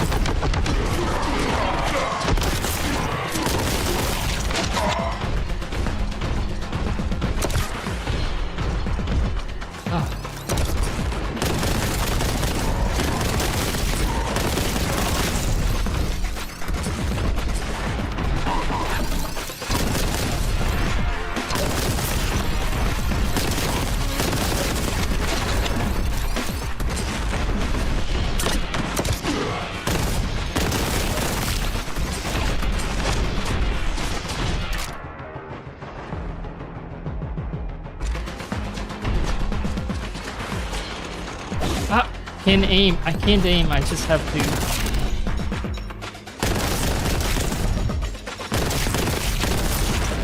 Can't aim down sights, basically. Nope. Aiming down sights.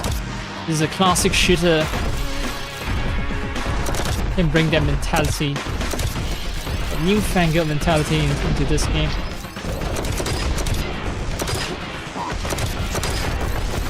No.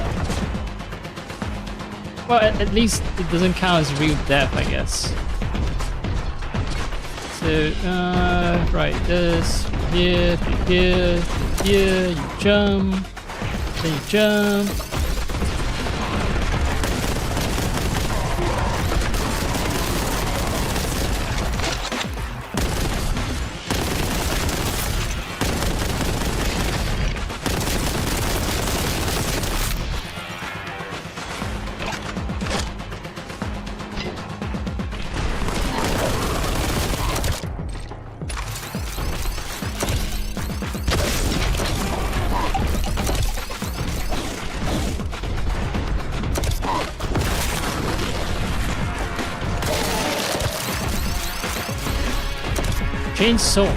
Chainsaw, bitch.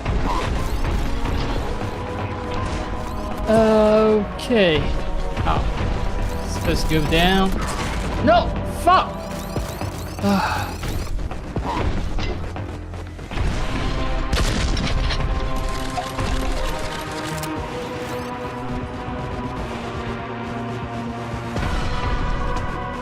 Oh, I go out and then I climb back up. I see.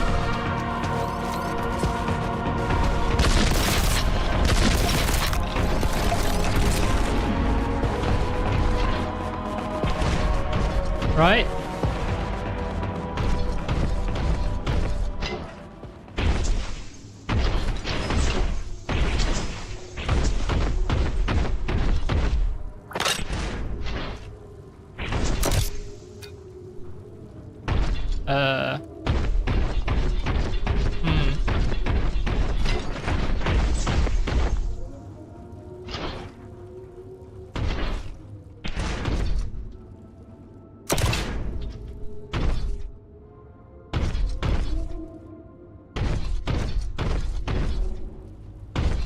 Oh, there's something there. Is this the path? No, wait, this is how I came. This is where I came from, huh? Alright. Yeah, that's the corpse of the Terminator that I murdered.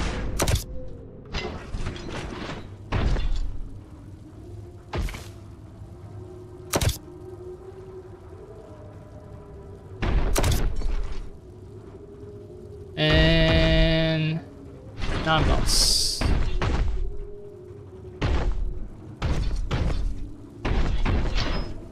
Oh, okay.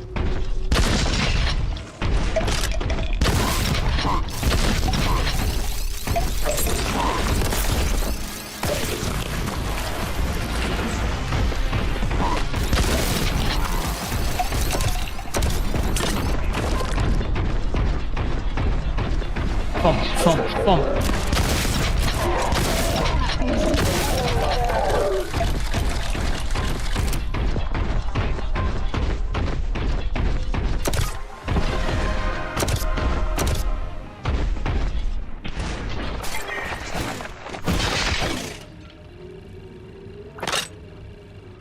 Structural stability of bridges temporary, so I need to move fast then.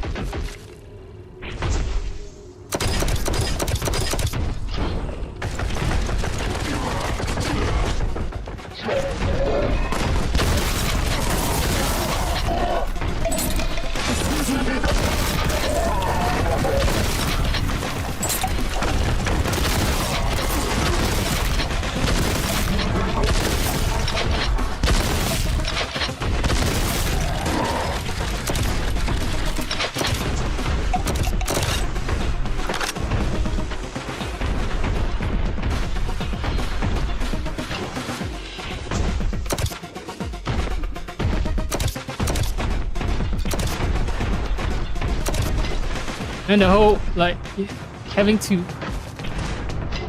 like, get right over something, pick it up, it's annoying.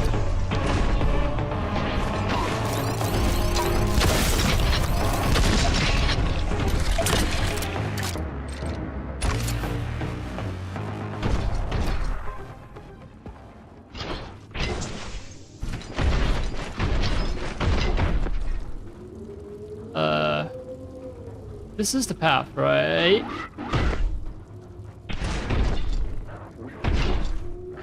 No, this is where I came from.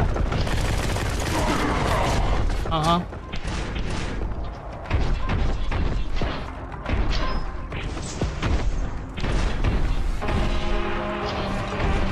Follow the lights. Or slide.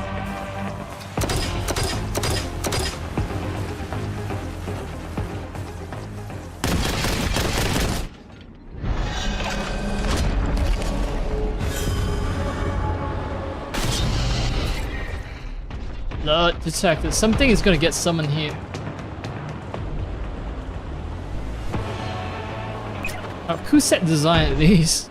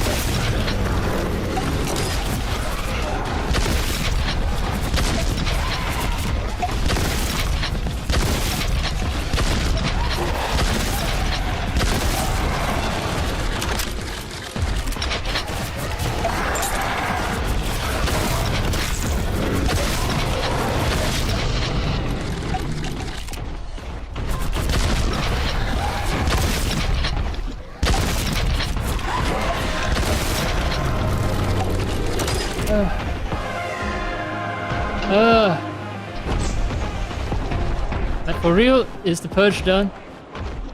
What happens if I try to...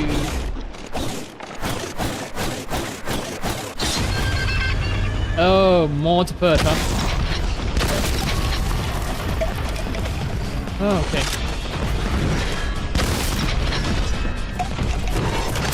And press B, what? Oh. For once I've ran out of grenades. Sometimes I never use grenades.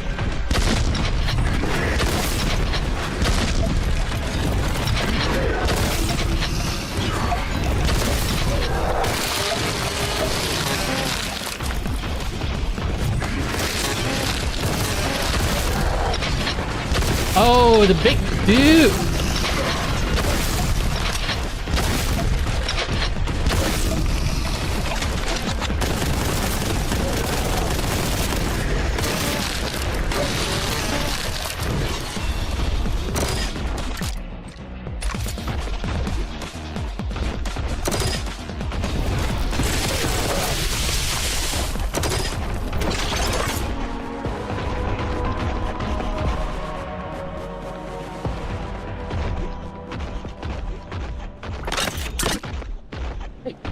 Pick up a key.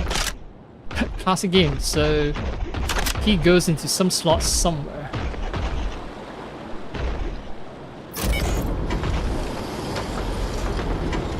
Huh.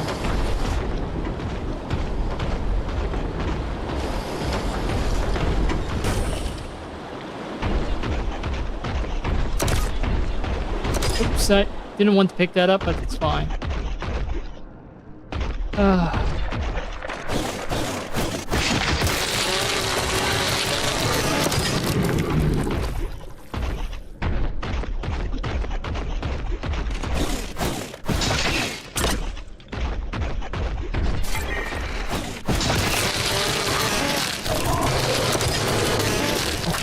I'm cleaning demonic aberrations, don't you worry.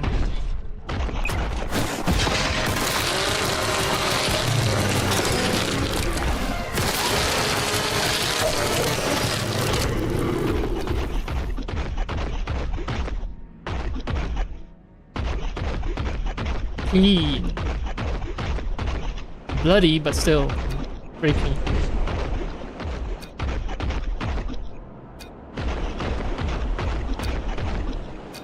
But that's not the door I opened. Where I came from, right?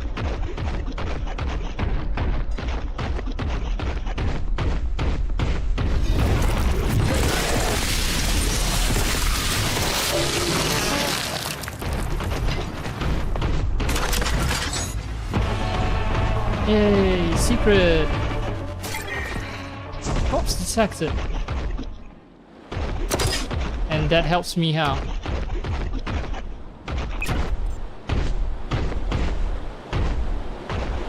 I mean, this is the way forward.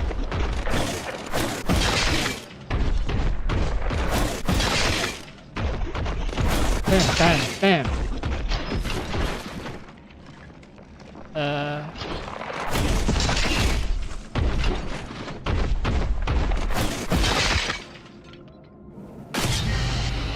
Exterior route discovered. Proceed. I don't think I can make that jump. What else?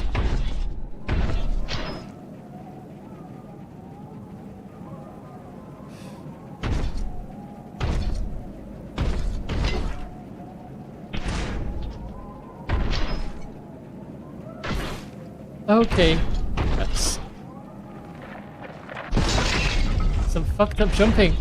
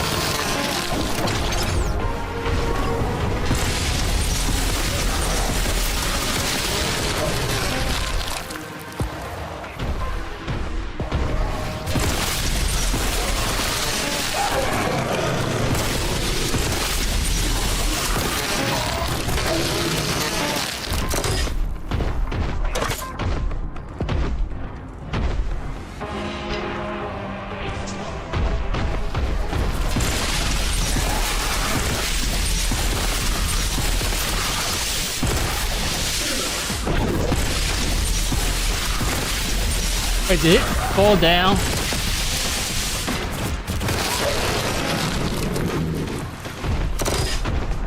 Okay, I guess.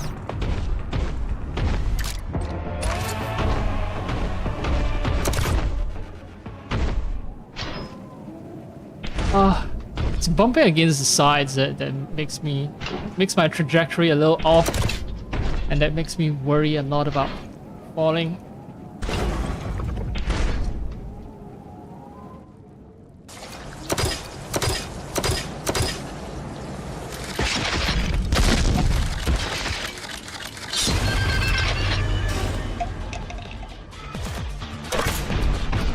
Coach, who or what?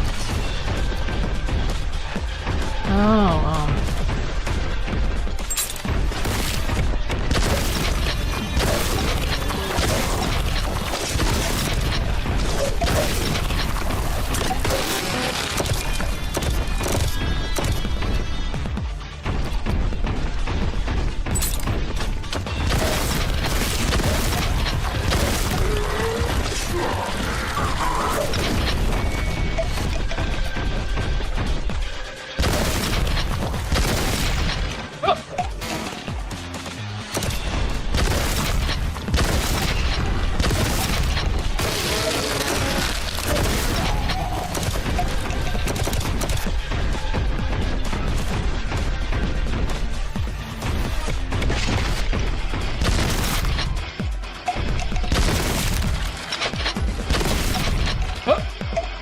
No!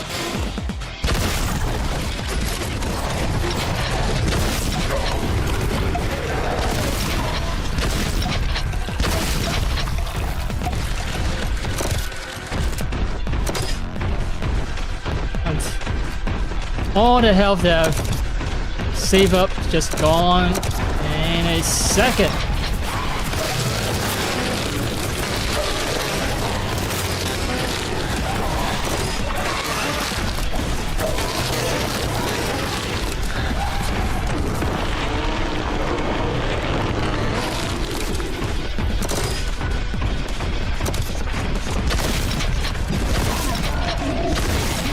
Do they have an ice texture because they're in icy ground?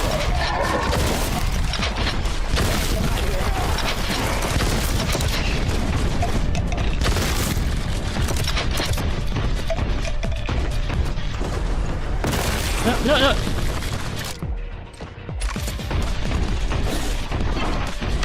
Garax, the Mima. He has a name.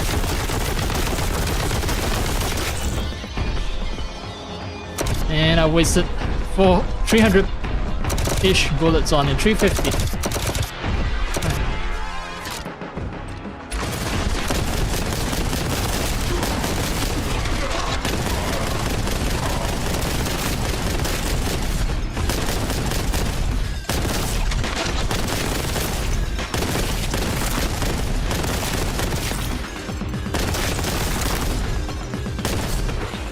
And this is not very Space Marine-like, but whatever.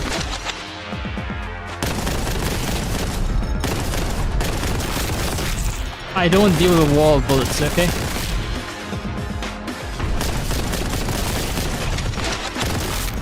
The pixel hunting it is.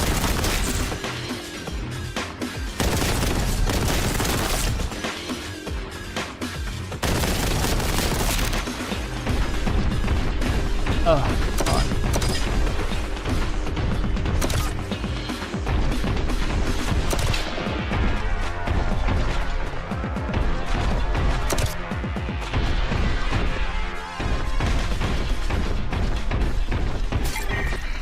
Everything's purged.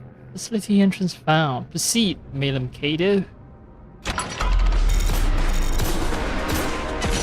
It took me half an hour, 25 minutes. Alright, I don't think I ever found the flame I ever tried it out, but cool.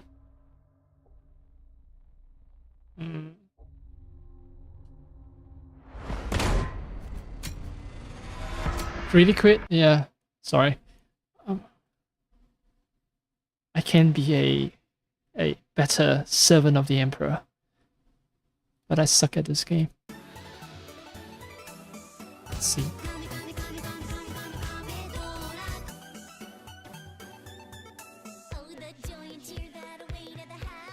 So I spent about 1.5 hours on Boltgun. Interesting. I am interesting. Like, I don't get it. Why it refuses to play the video? Like, you know, obviously information is being loaded if I can, you know, scroll through the seek bar and see preview images, but the full video it just doesn't want to load. Why? Why?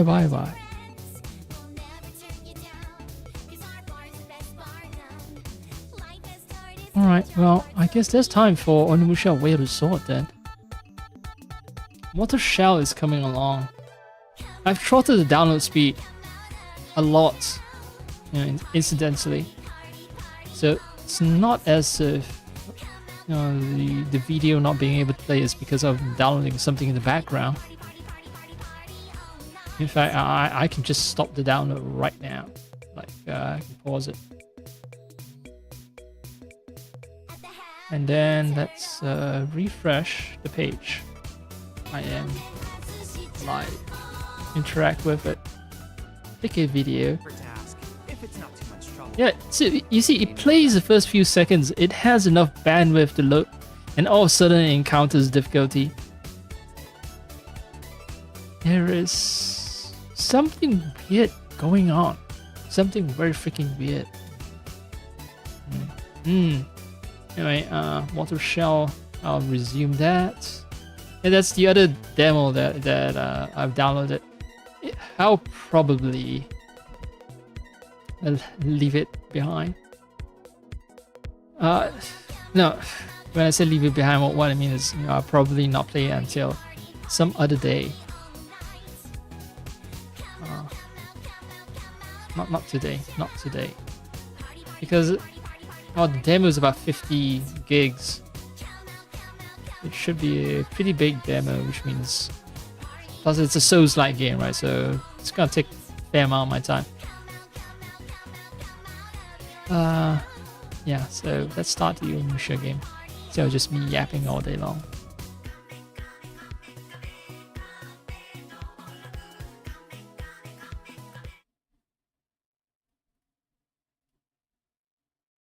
I just realized I've bought a game called Space Marine 2 and I've actually completed it live on stream. So there's a third-person shooter game in the 40k universe that I've played and that I can enjoy. Yeah, so Boltgun is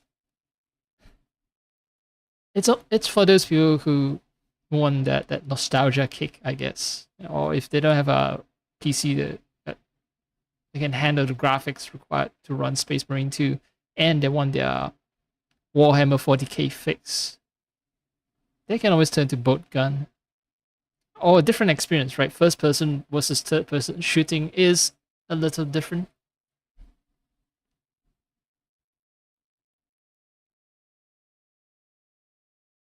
Yeah, this is gonna take a while. Shader compilation. But at least they do it so you don't encounter performance problems when you're actually playing the game, and then you leave a bad review for the game, or you have a bad impression and don't buy the game. This temple, it looks like Kiyomizudera temple, right? With the rather iconic wooden scaffolding.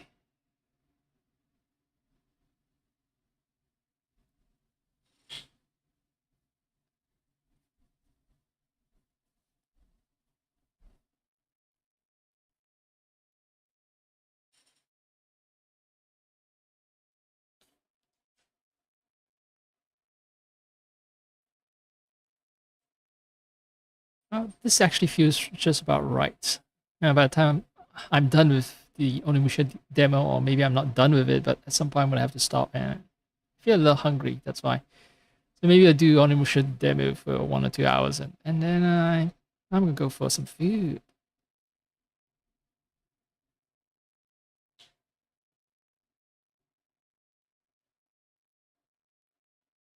there's a bonus in the full game for those who have played the demo. Okay, so keep the demo safe. Performance not reflective of the full game. Fine. A lot of disclaimers everywhere.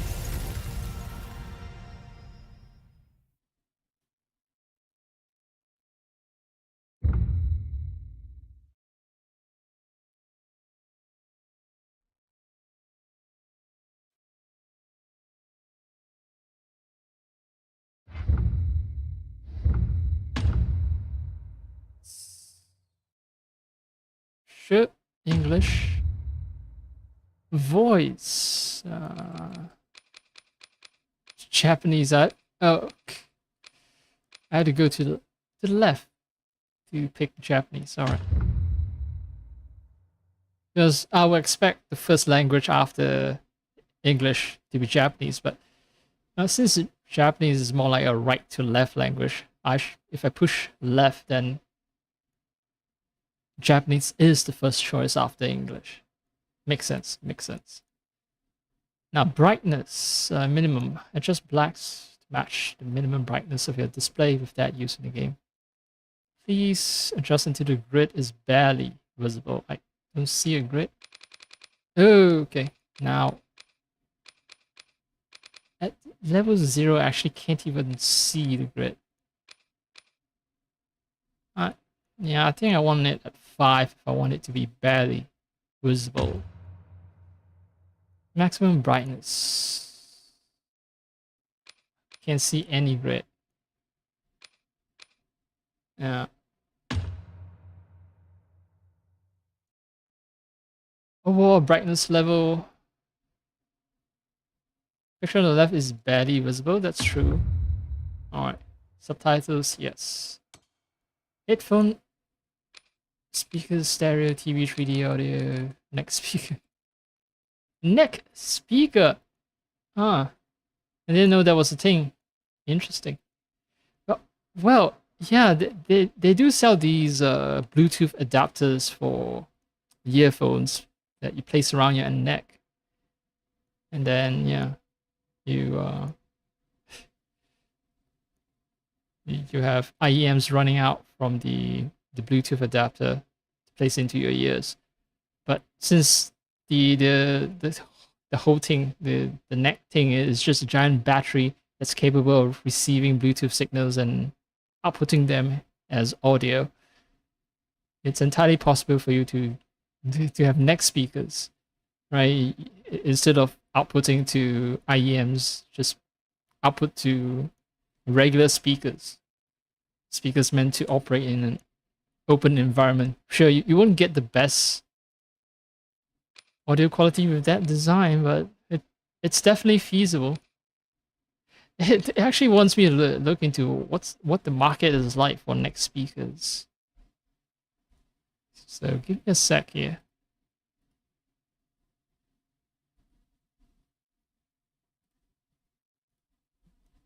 Neck speakers. Bose. Oh, it looks ugly because it's so big. I wonder how long you can wear that comfortably before you get fatigued. Like, it's an extra burden on your shoulder. Granted, a lot of people are already, just people who wear headphones after they're done wearing it, or they don't want to listen to any music. They take it off their head and let it hang around their shoulders. And if they can do that for hours, then maybe the next speaker is viable for them. If the next speaker's weight is around the same as those headphones. Control, type 1, yeah, alright, great. Subtitles show, alright. Let's see, color blindness. I don't need that. Depths, dismemberment. Some cinematic content and explanatory videos are not affected by this setting, so you will see body parts being cut off regardless. Too bad.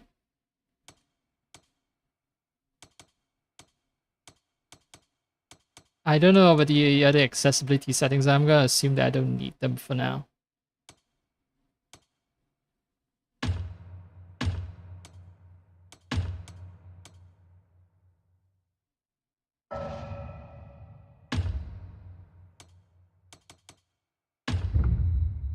My age.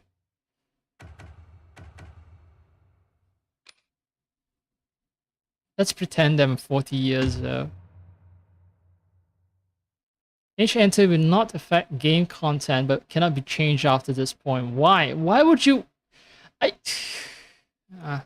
it's age verification only, right? What? I hate games that ask too many personal questions. Yeah. Yeah, collect all my data. Please. I don't want any privacy. Do you want me to give you my credit card number?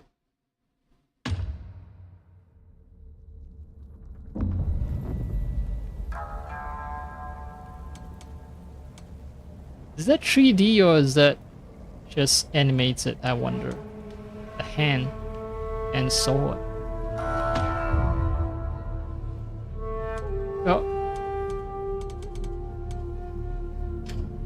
graphics have improved a lot, so it's kind of hard to tell if something is, you know, it's rendered or if something is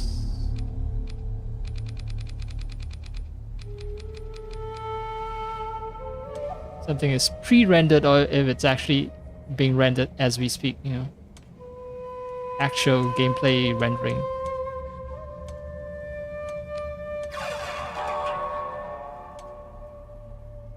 I already have a cap, but fine. It's capped at 75. My cap is 72.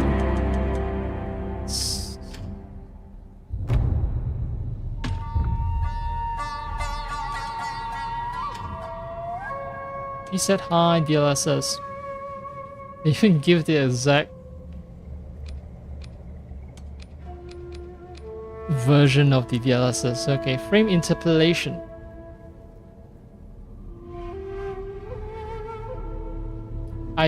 I think that's what they mean by frame generation. Alright, well, if they believe that I can run it on just quality DLSS, then let's use that. Ray tracing. Ooh, low. Yeah, low is enough for me. Texture. Nah. Mesh. Barely tell the difference. Foliage.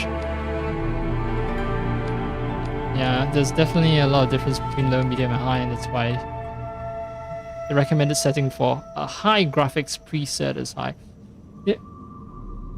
Digital Foundry mentioned that, you know, one of the best menu designs, aside from just letting you see changes on the fly, is to have a preview image to let you get a sense of what the graphic settings affect. And this game does it well then.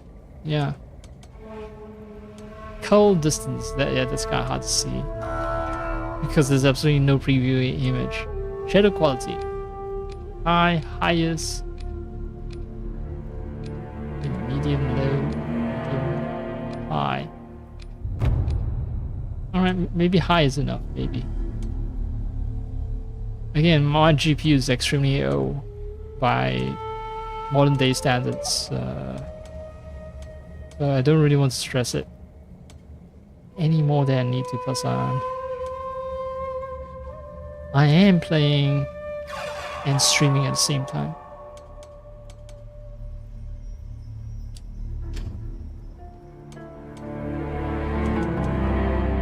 Audio is good. Audio is...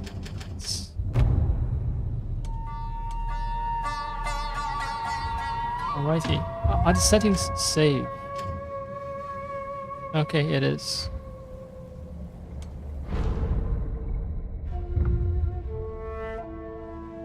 Story or action focus? I like to consider myself an experienced action game player, so No penalty for changing the difficulty. All right, then let's be ambitious. Aggressive layout, defensive layout. Aggressive is for those confident with action games. So blocking is...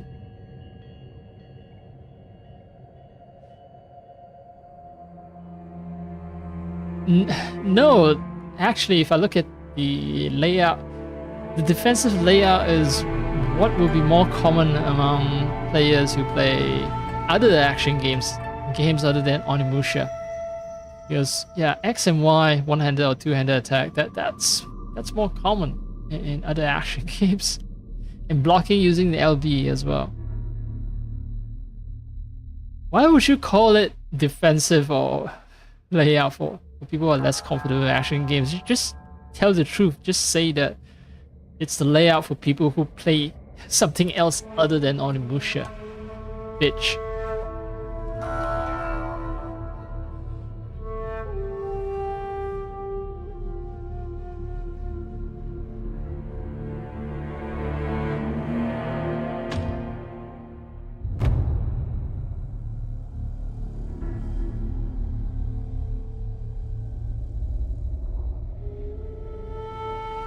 Yes. It just happens to be set in Kyoto, it's not real. You get it.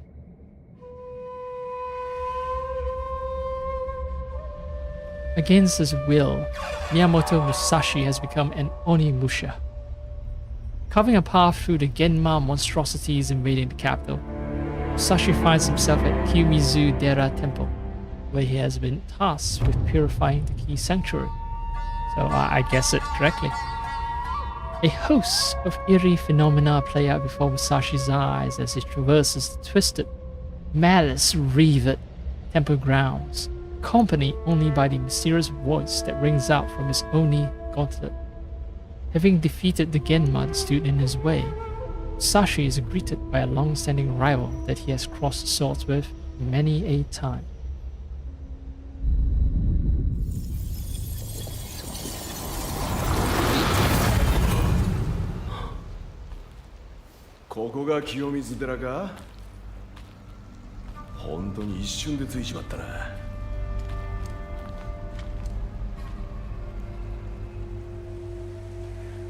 Performance good so far.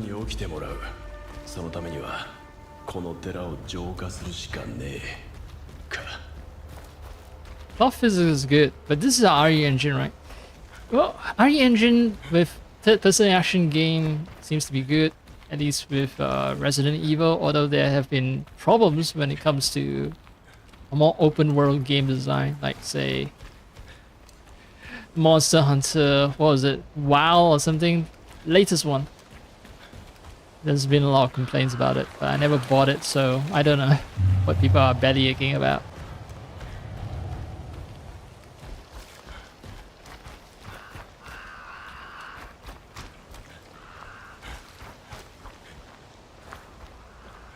Can't help but compare this game to AC Shadows.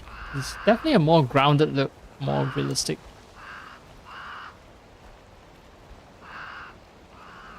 Less stylized. Well, it has its own style, but I don't know how to describe it, but there's more fine-grained details, yeah.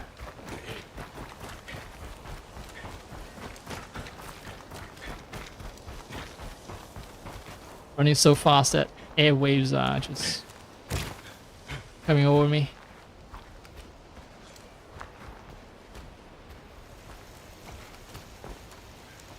Always his hand at the ready on his sword. That's kind of neat.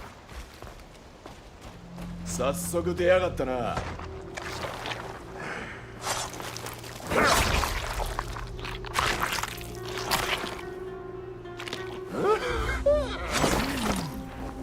up, bro? So press X or near exhausted enemy. Without stamina, the body cannot do as the mind wishes. Land attacks on enemies or deflect theirs to deplete their stamina, making them exhausted and open to break instant attacks.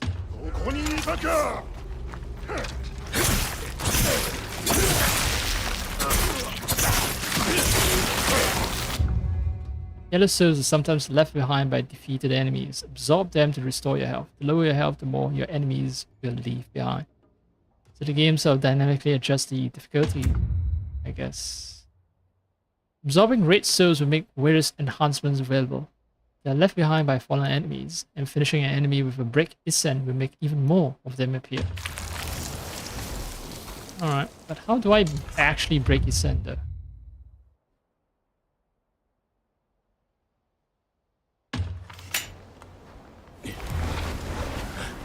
Just now, the game told me about breaking Isen, I know about that, but it seems like by the time I reduced their health to 0, by the time I reduced the stamina to 0, the health also ended up being 0, so I never managed to break Isen. So I don't know, bro. Anyway, I'm still extremely impressed by RE Engine. It really is one of the nice looking engines this generation that performs well on older hardware. Huh.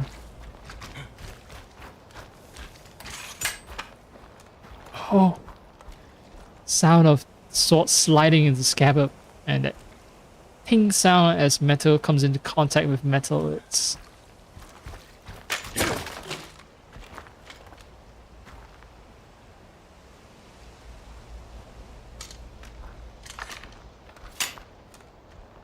oh, the sound engineering is excellent. It is excellent.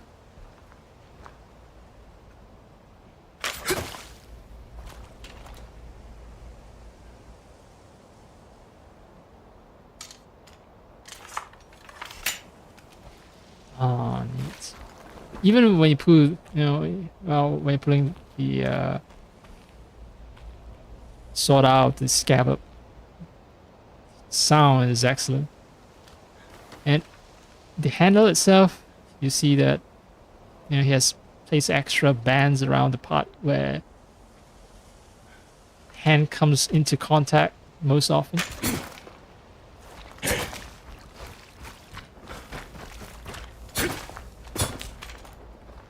Okay, it's fine that the sword doesn't come into contact with stone. Or you have to have all kinds of like breakage mechanic or some other shit, but yeah, still very impressive.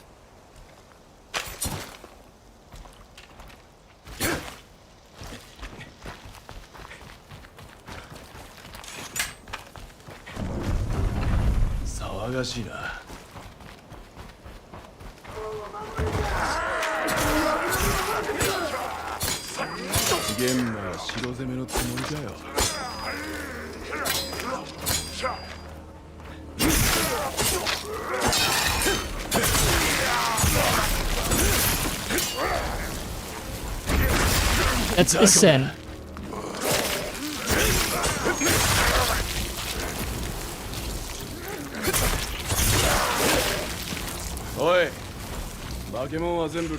How do I? Oh, yeah. That's how I suck. Suck all the sieves. Oh! This is disappointing. You can't slice bamboo in half.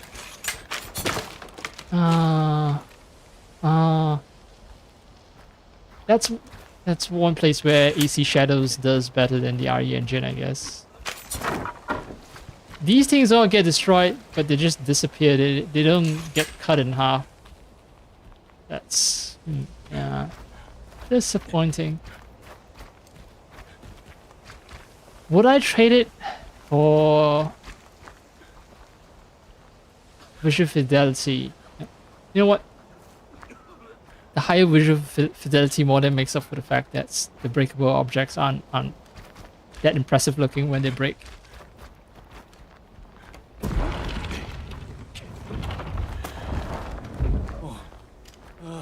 Yes, human.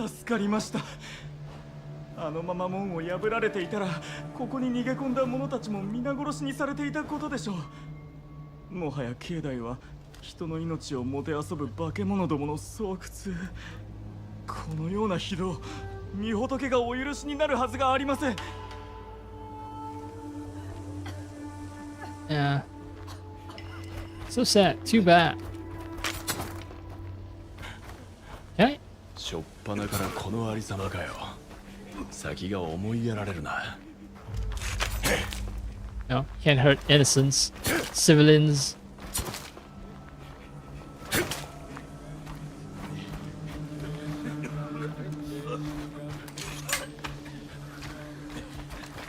Very atmospheric. That's the other thing about this game. あの舞台の地獄絵図、思い出したくもない。 I like the fact that, yeah, Musashi does actually eyes the guy that he's talking to, even if it means side-eyeing due to how I position my character.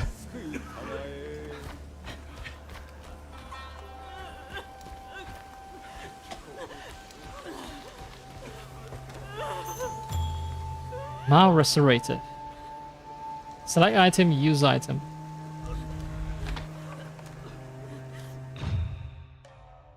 Okay, this photo mode, but I don't know. Just trying to see more tutorial tips on how to use items.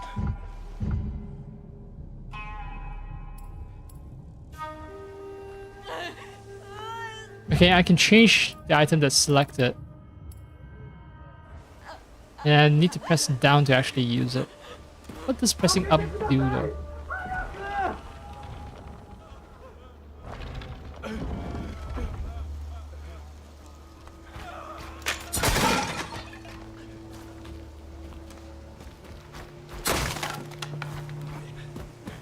What little belonging these people have, I'm just ruining them.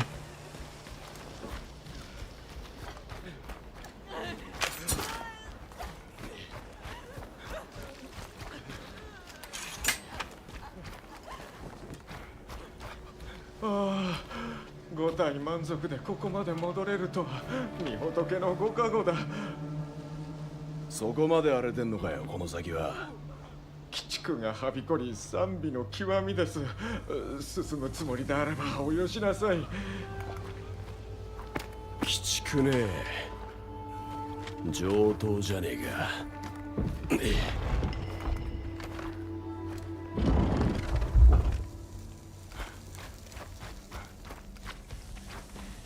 正気が濃いのはあの高台か。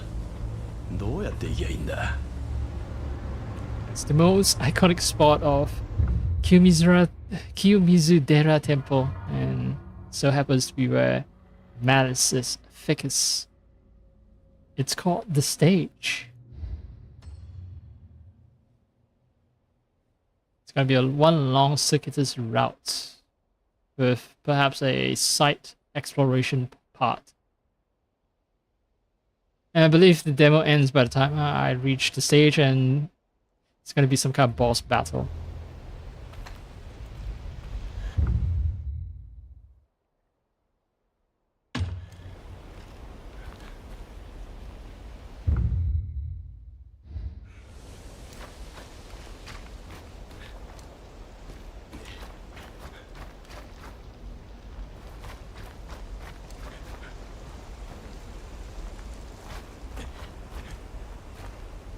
Nope.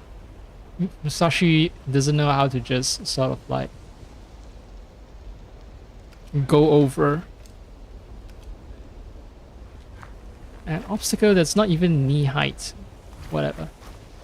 Or he doesn't know how to crouch either. Crouching and crawling is beneath Musashi. Wait. Open up the gate for this poor woman.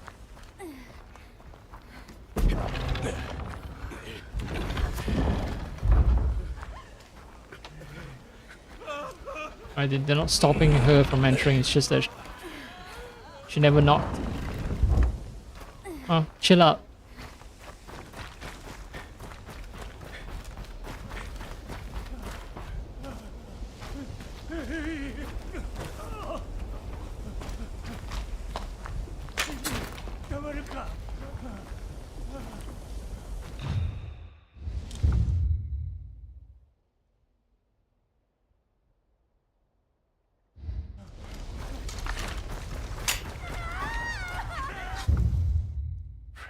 Parries in blazing state. Press LB just before being hit. So that's a perfect parry. Blocking just before an enemy attack will trigger a parry. Parrying weapon-based attacks will open up a window of vulnerability. The larger the window, the more impressive effects you see. Parry enemy strikes to fill your blaze gauge and enter a blazing state, during which you will deal greater damage. You will remain in the blazing state until the blaze gauge empties. Now this is basically melee combat Resident Evil.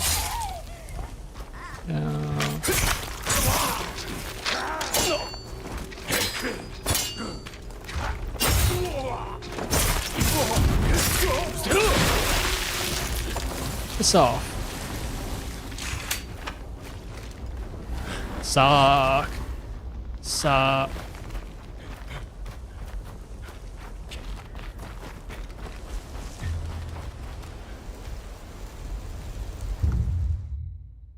Open system menu. You can review the game controls and various instructional information via the system menu.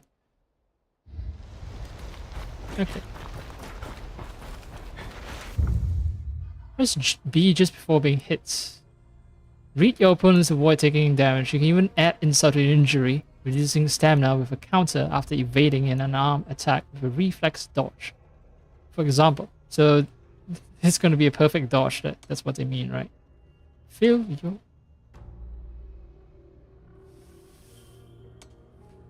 your reflex gauge and press X or Y to unleash a deadly reflex combo.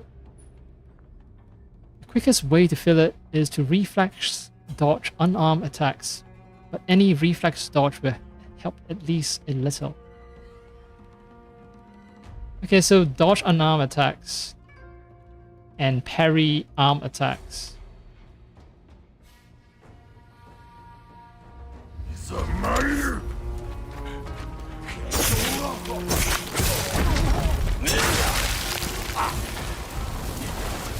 That was an opportunity for me to test reflex dodge, but that's fine. Well, this guy is done for.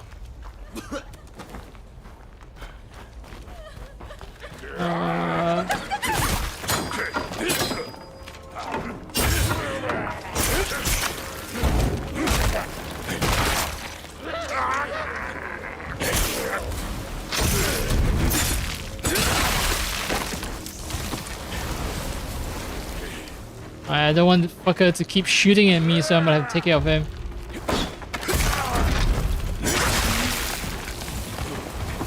Oh, suck! I forgot to suck! I need to suck! Oh, this isn't some kind of safe point? No, alright.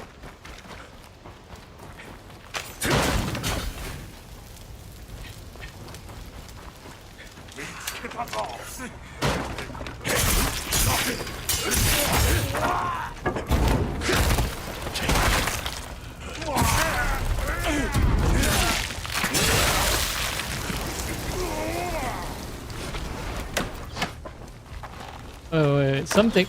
Lesser defense talisman.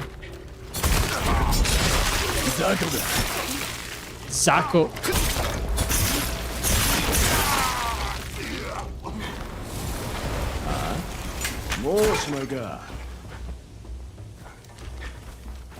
Well, confident character, cocky one.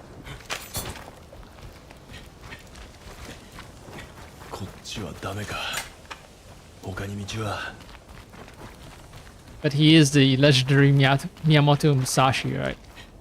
So he has the right to be a little cocky.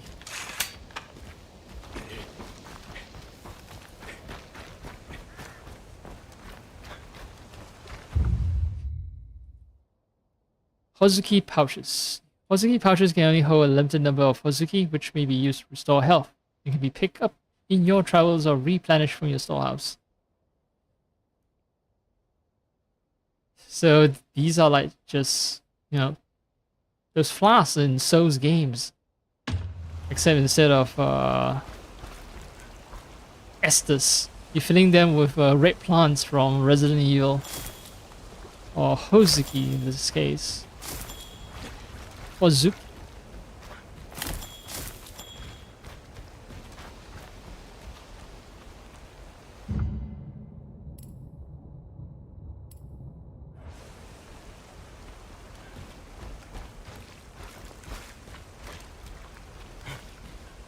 Did I just waste all those Hozuki because my pouch is really full? I collected those Hozuki for no good reason. Right. That okay, yeah, just there was a seal off path just now over there. Maybe I can come back later. Right. And open it up.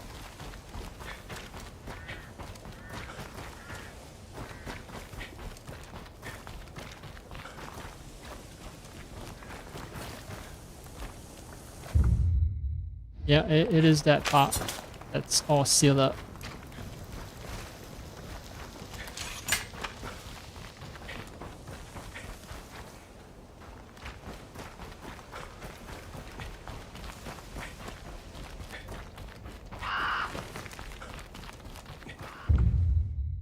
Press LB and A just before being hit.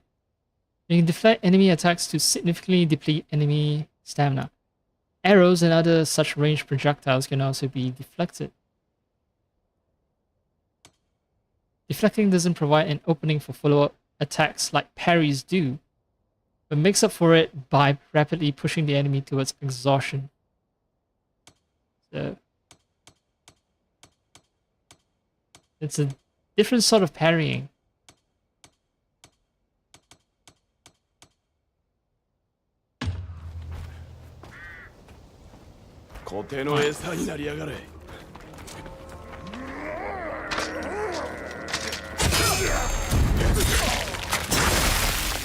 Nice.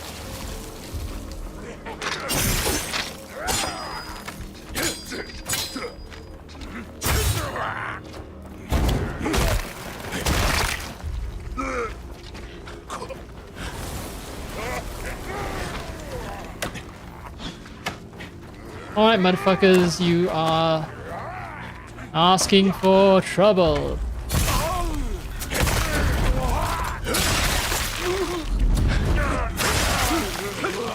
That's neat.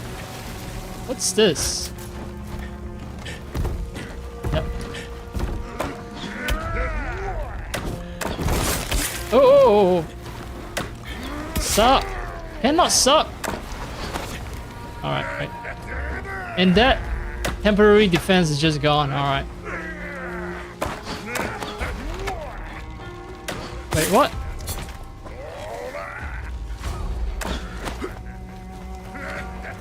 What am I supposed to do?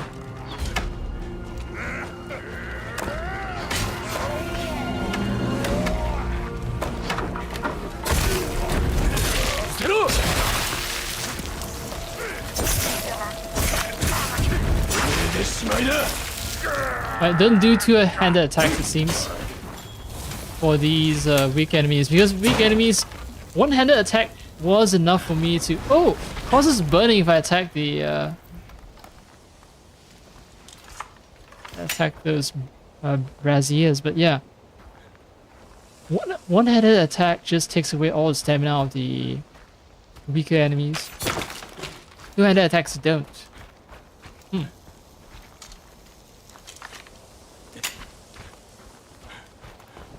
Since I am almost guaranteed to recover all health in any encounter, it seems like the incentive is to...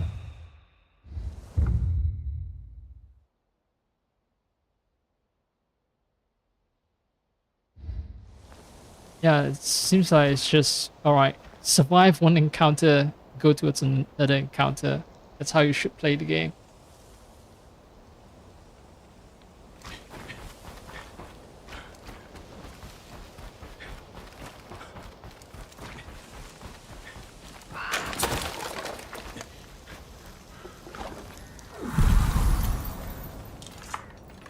Seems like it's very common for all.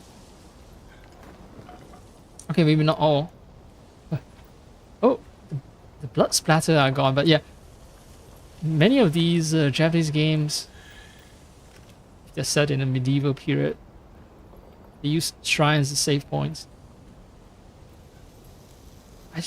That was not too long ago I played...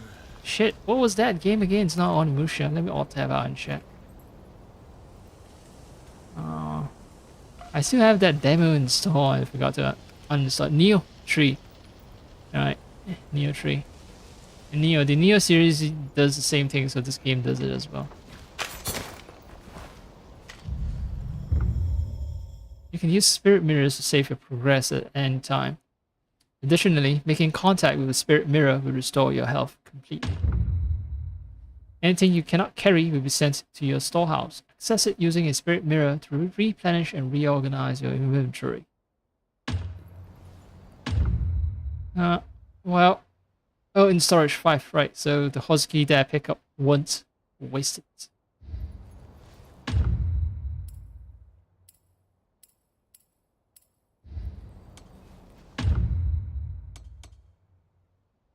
A Neomon gate.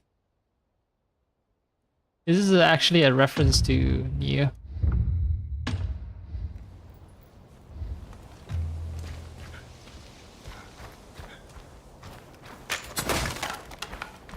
Box regenerated.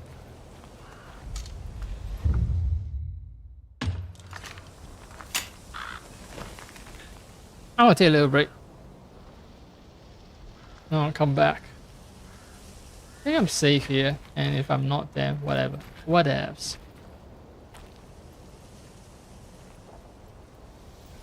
The good thing about modern games, you can always alt tab.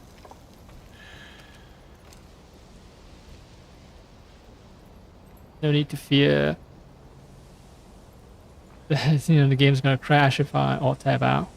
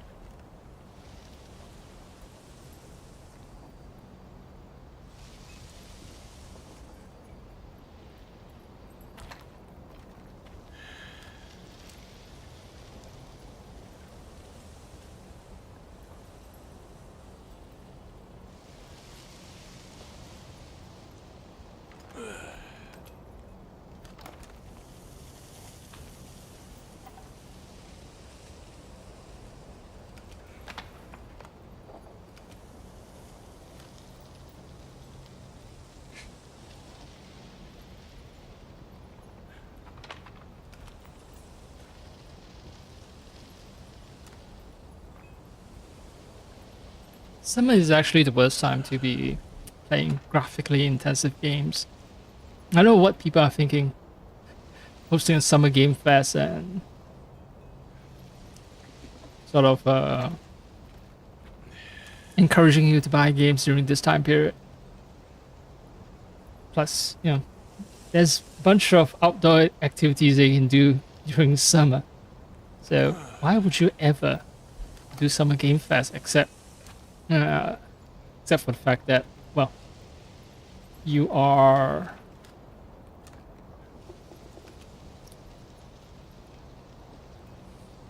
well, you're part of the games industry, so you sort of have to promote games every not maybe every month, but every season of the year.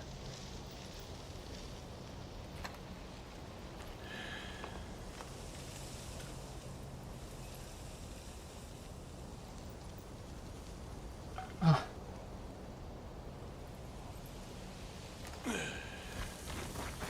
んだ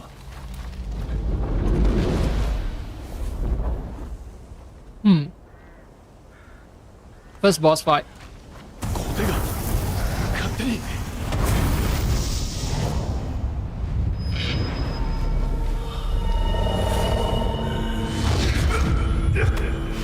They gave me a safe point for a reason, right?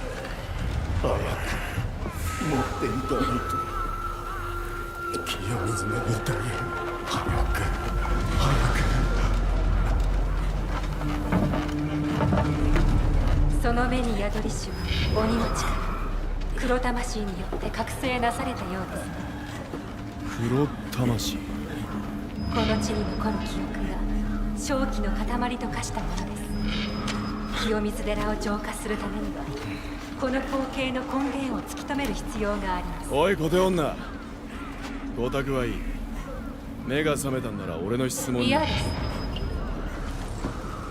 嫌ってお前ふざけるなコテ女などと汚い物言いへの仕返しです。それに私は黒魂の力で一時的に目覚めたのみまたしばし眠らねばなりません。おい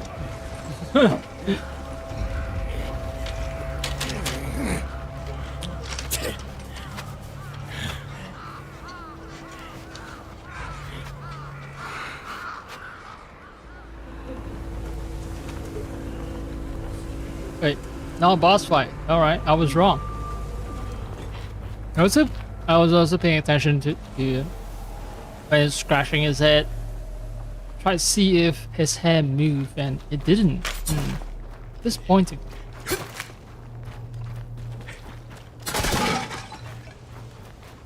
Any secrets that come from destroying objects? I don't think there are any.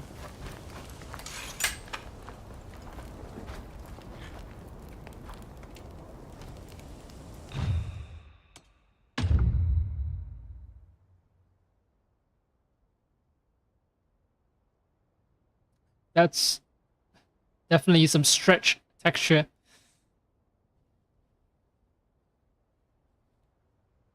How detailed can you get for the main character though?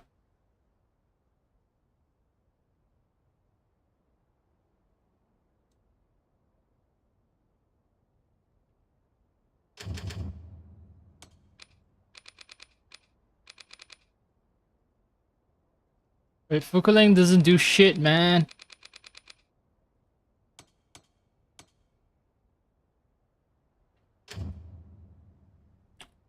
I guess that's what they mean by, not all features were implemented.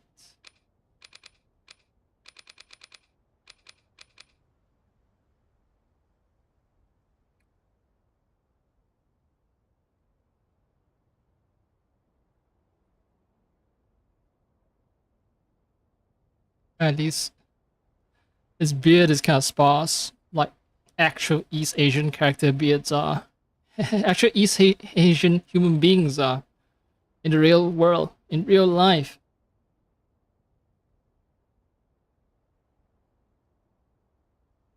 Yep, hair is normal. Yeah, it's an impressive engine.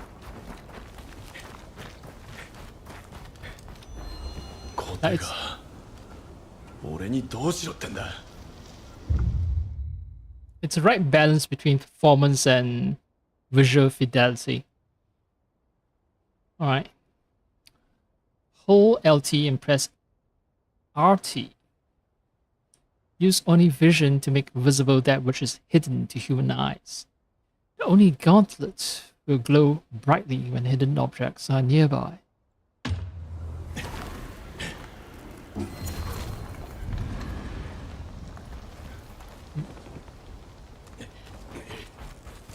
Himo? こいつが紐の大元か。 So what? Okay.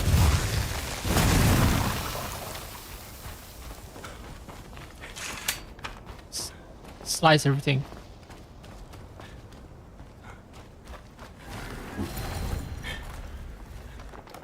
Hmm.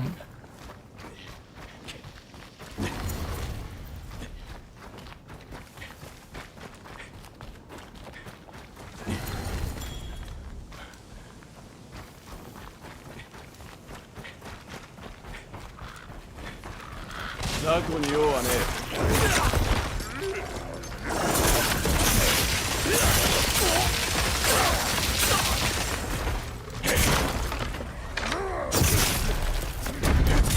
捨てろ。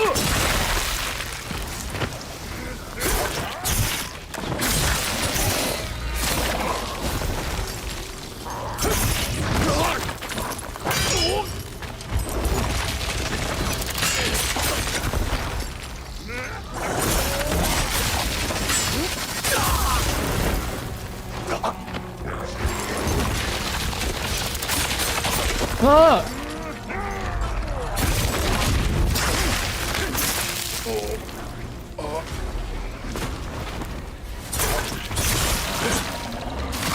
How do I deal with these though? The Zakos are indeed Zakos, they indeed do a little damage and easy to deal with, but this new enemy type finally all of a sudden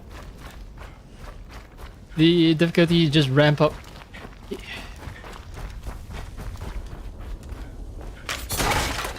Like way too high though.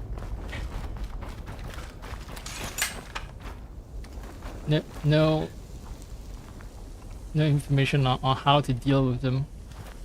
No tips, nothing.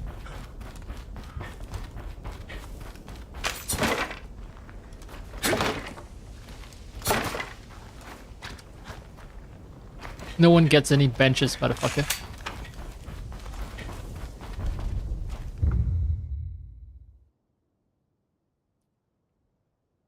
Crossing swords with the enemy will initiate a blade barrage.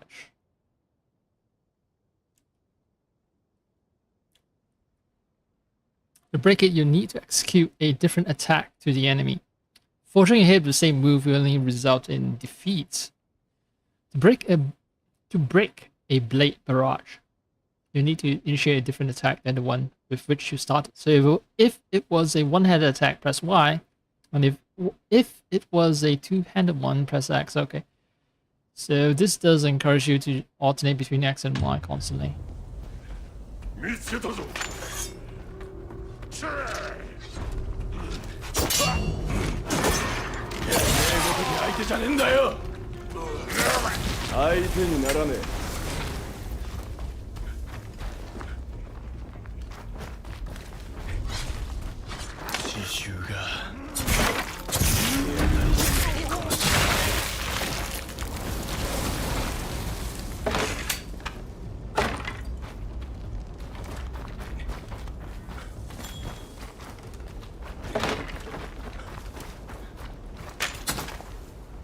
Oh, look, fish on the skewer. Yeah, fish.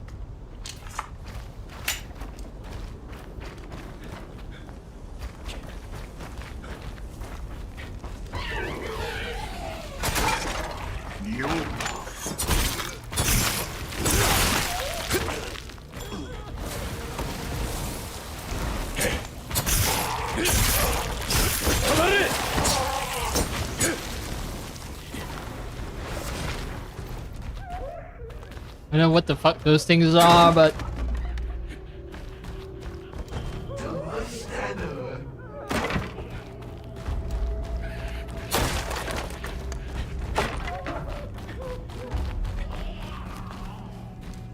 hi.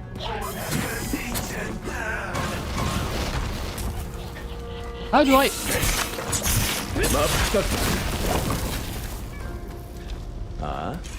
もうおしまいか。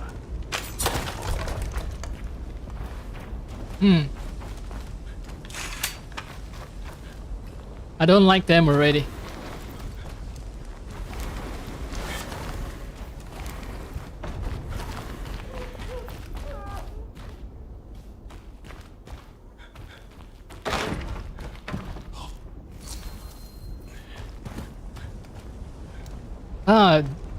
So top heals fast, but the one down at the bottom heals slower.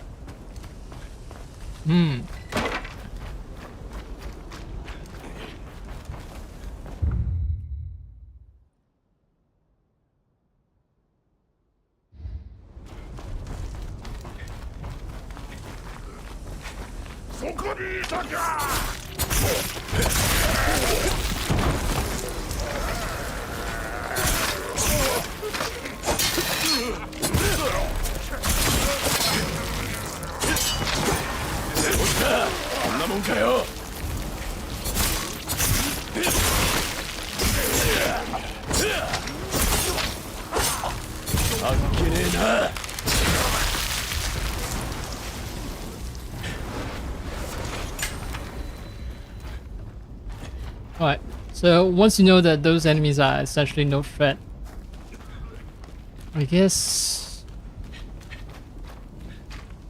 you know how to approach each combat situation differently. Yeah, definitely this game doesn't have any sort of, I don't know, global illumination or whatever it is, but a lot of the objects, destructible objects, they look like they're floating. They don't look grounded.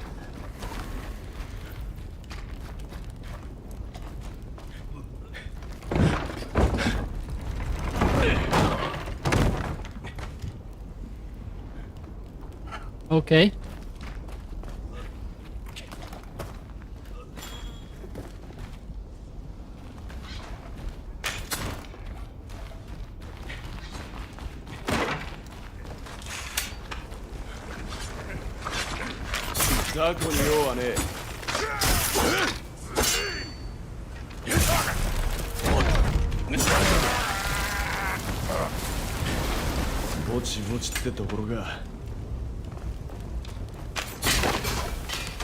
Fire! Yeah.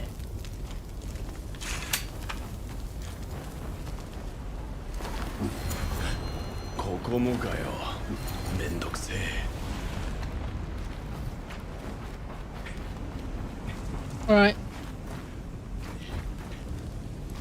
紐はこの先か。裏側に回るしかねえな。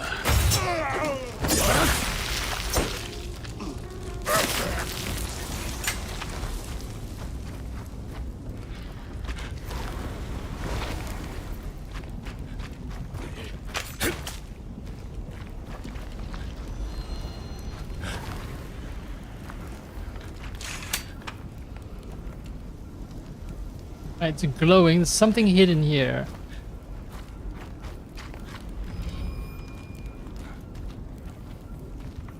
So I think it's indicating where I should go, but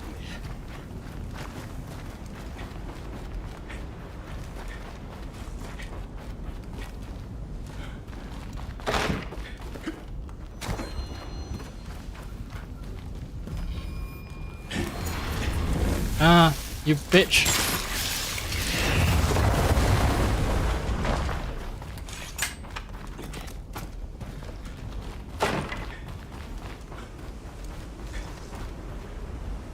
Oh, there are more.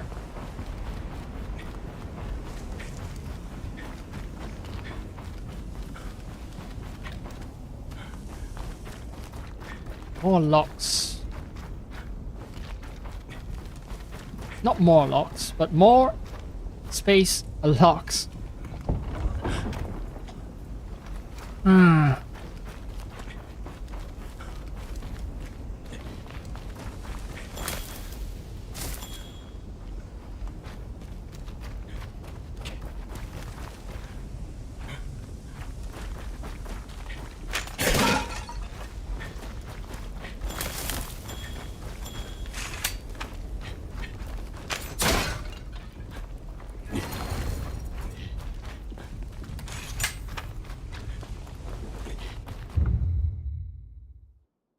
Possible to fell an enemy in one blow by sneaking up on them from behind. Just don't move too quickly lest you blow your cover.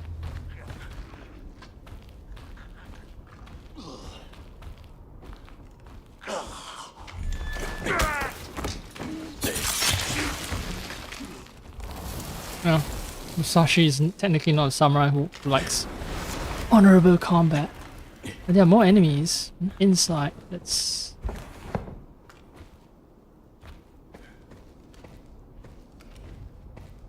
see if a slow approach works.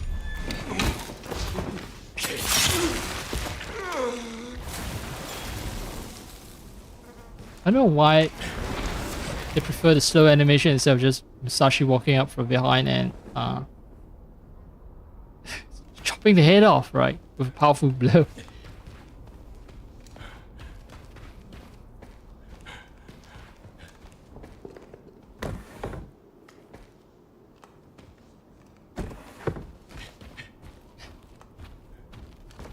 That was a little extra, a little unnecessary. That's locked. 固定の餌になりやがれ。 Yeah.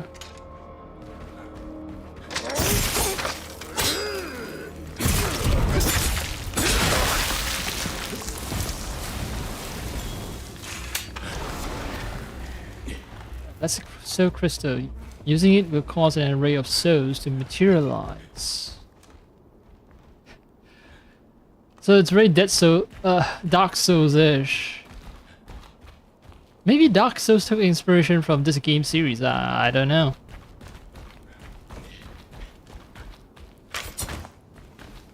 Alright, smash the lock.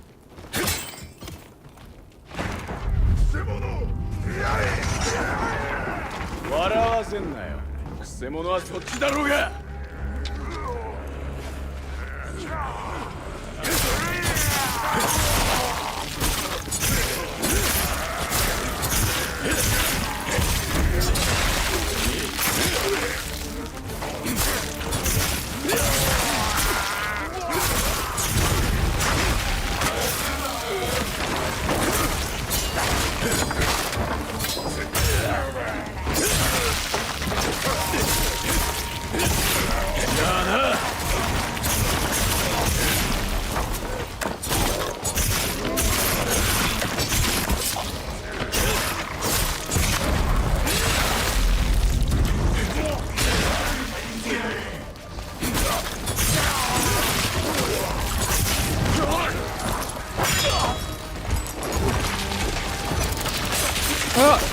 Ah!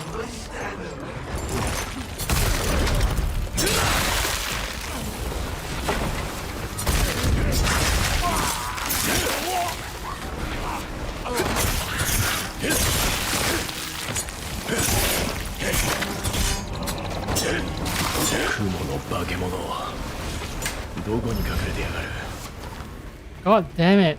Those spinning alligator thingies are the worst. And this is just the opening level, so it's gonna kinda suck a lot more for me.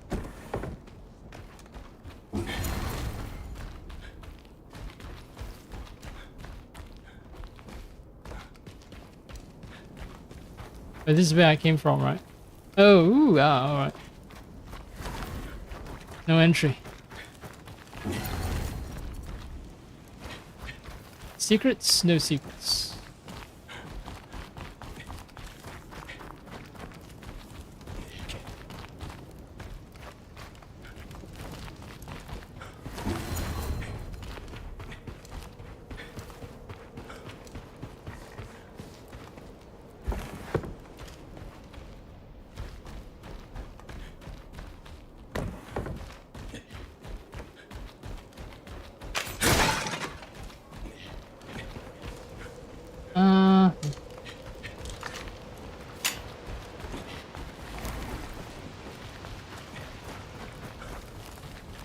Water shell has been downloaded. Great.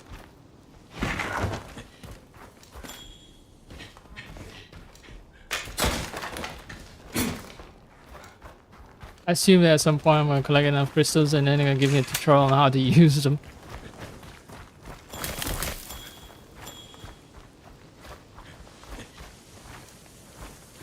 Right.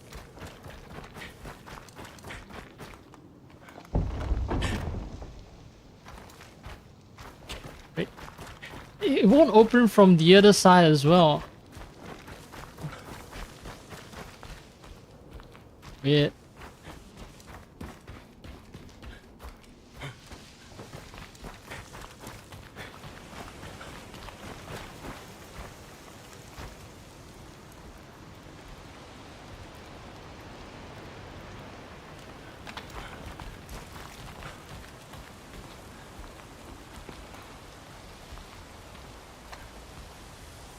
Oh, I need to actually push the analog stick.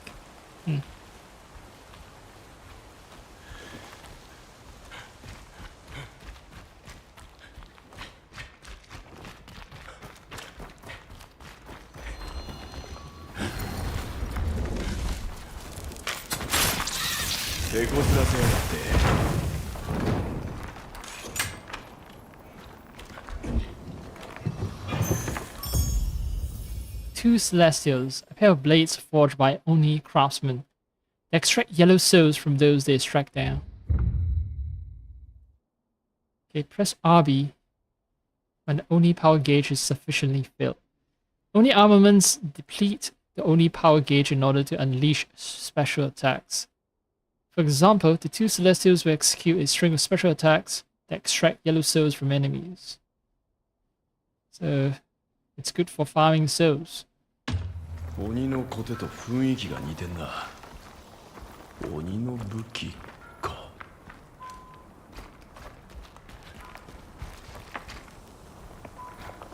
Wait, my health is yellow, isn't it?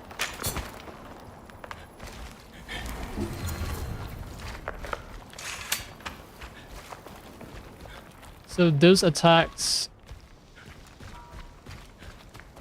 they consume my yellow soul thingy, and I don't get it.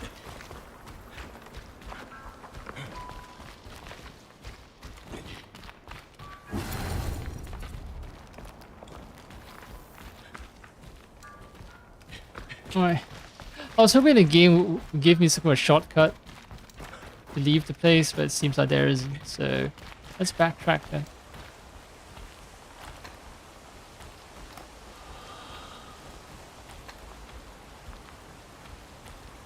Jump scare.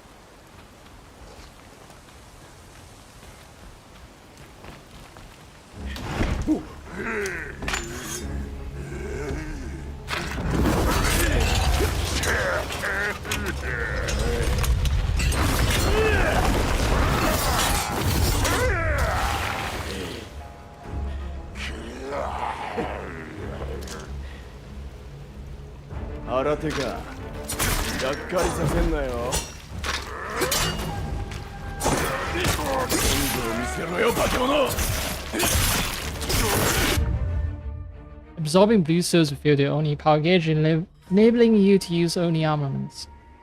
Blue souls appear when you land attacks on enemies, and more will appear to lower the Oni power gauges.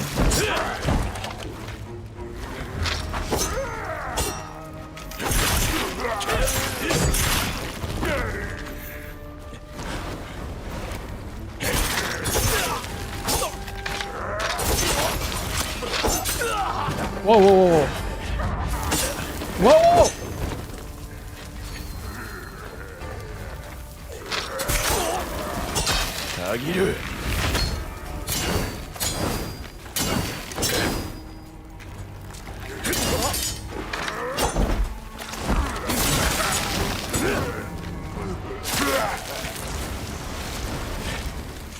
Alright. That was challenging. Really challenging.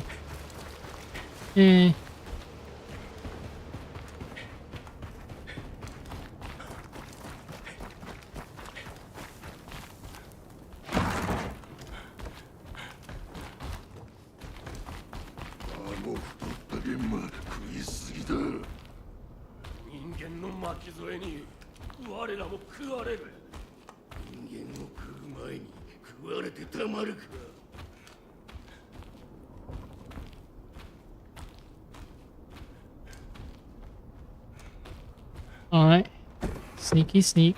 雑魚に用はねえ。一振りだ。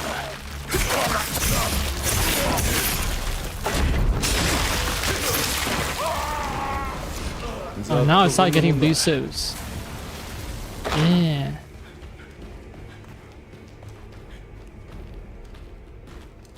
I thought those are going to be tough enemies because, you know, I saw names, but maybe those were names that they're just...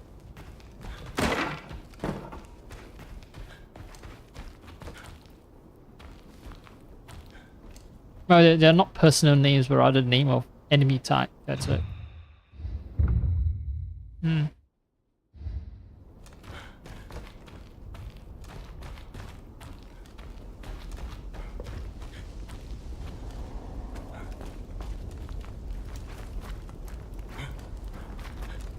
Invisible wall.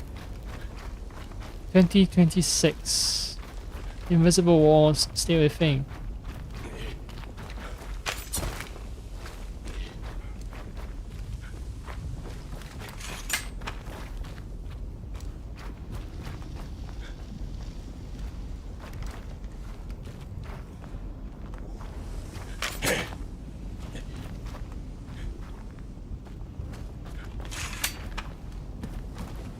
Well, I guess one departure from the older games is that you actually have free camera control.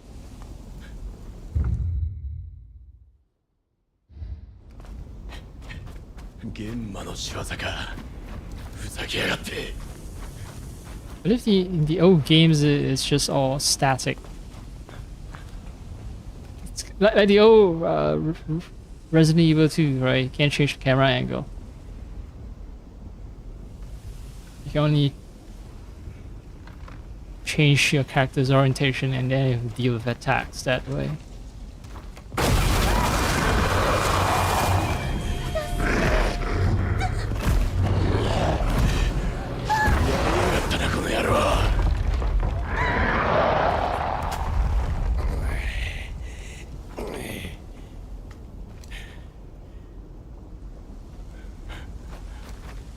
Alright, that's the boss that we are gonna have to deal with. Oh no. Notice me. Press B just before grab lands. Grabs cannot be blocked or parried. However, we can perform a grab reversal by pressing B right before a grab lands. Part of the enemy will glow blue before they attempt a grab, so watch them carefully.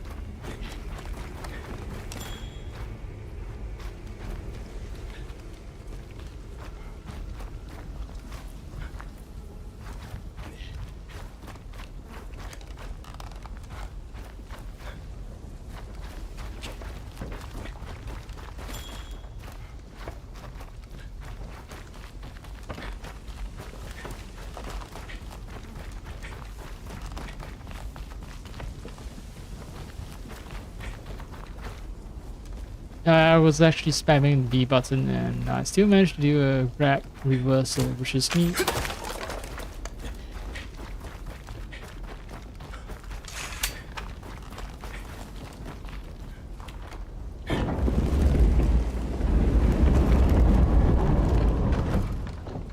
Shortcut unlocked.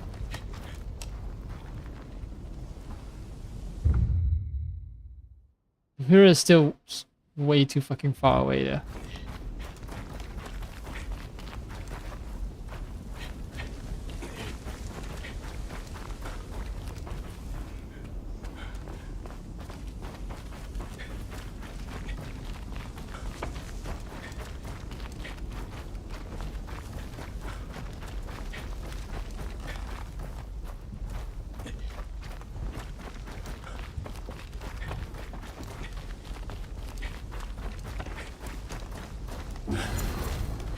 Wait, I have to backtrack?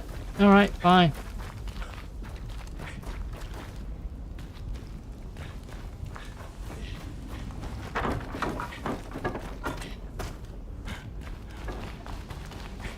戻ってきたな。舞台はどっちだ？ Well, that'll be where the mirror is. I was just complaining about that.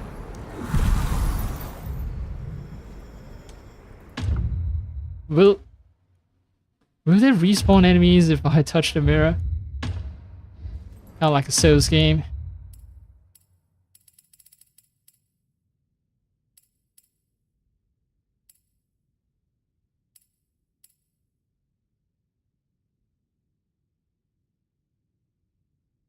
I don't get this. Oh, okay. Some abilities are fueled by Genma souls, so maybe this is kind of like emergency mana usage.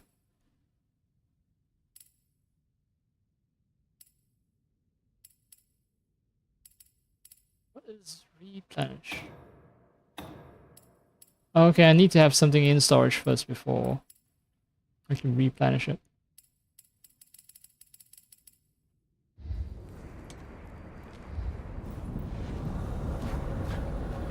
Oh, a lot of souls accumulated. I have to use them at some point, right? 出たはい。か。次は何を見せるつもりだ？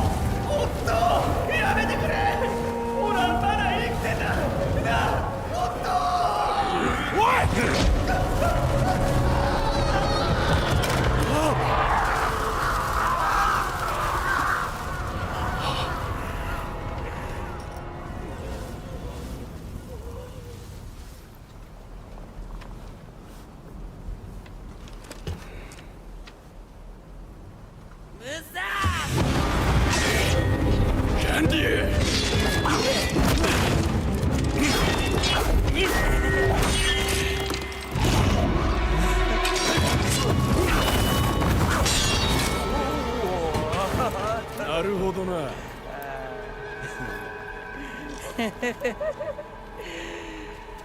これのせいで強くなりすぎた。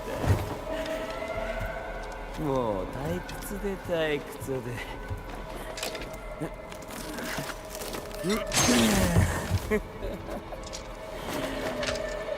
だがお前も同じ土俵なんだね。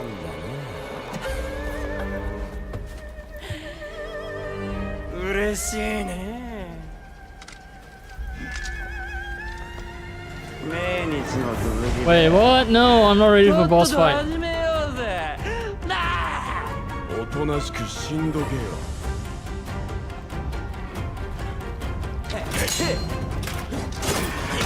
まだ終わりじゃねえぞ、ガンリュー。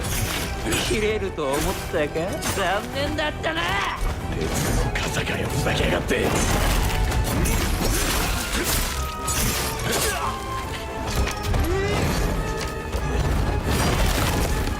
ってあげる。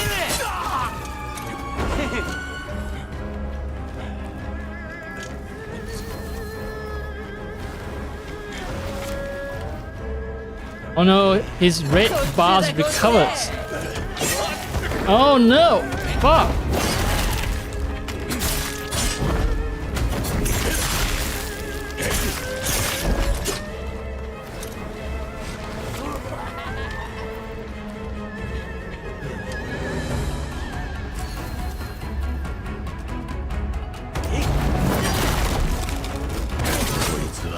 Can lock on? Oh, I can lock.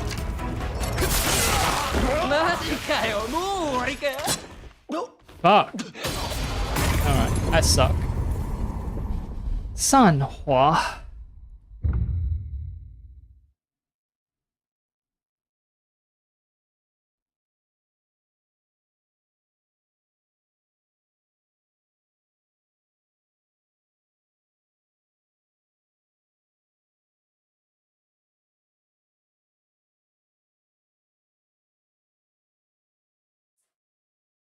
I'm gonna retry. Yeah.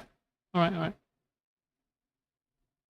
This better be the toughest boss I have to face for this demo.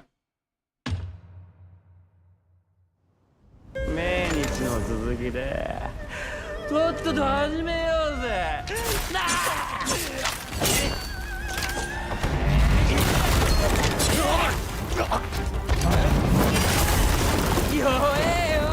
弱すぎんだよてめえは。どこ見てんだ。足りねえな。全然足りねえ。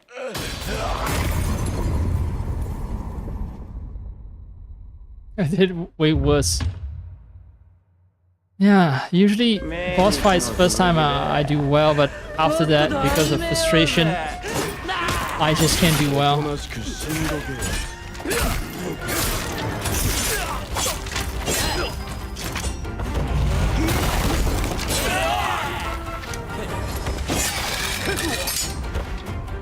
切れると思ったか。残念だったな。別の風がふざけやがって。Ah, I was trying to.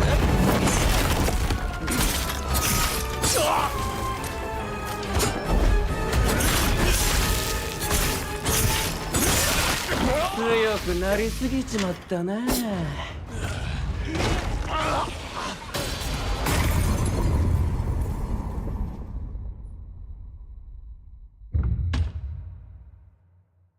Yeah, so's boss fights. の続きでとっとと始めようぜ。なあ。おとなしく Slow walk. I like the slow walk animation.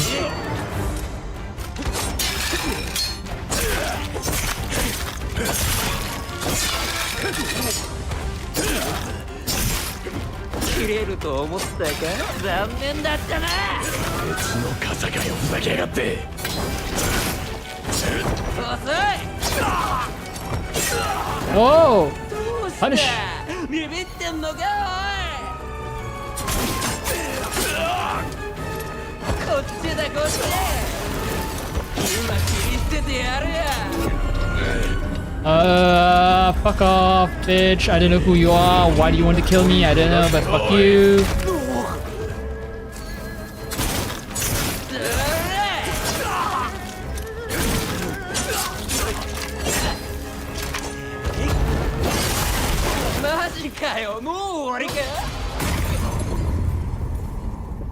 So, yeah, pinpoint timing. I need that. Can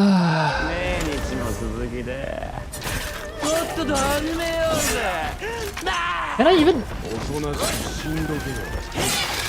Okay, I can block it.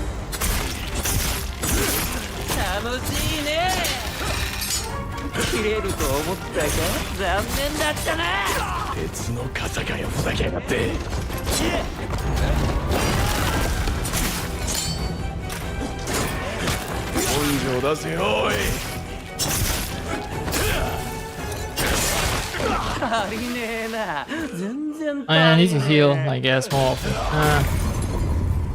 So yellow is my health bar. And I've died enough times so the game is like, change difficulty, you weakling.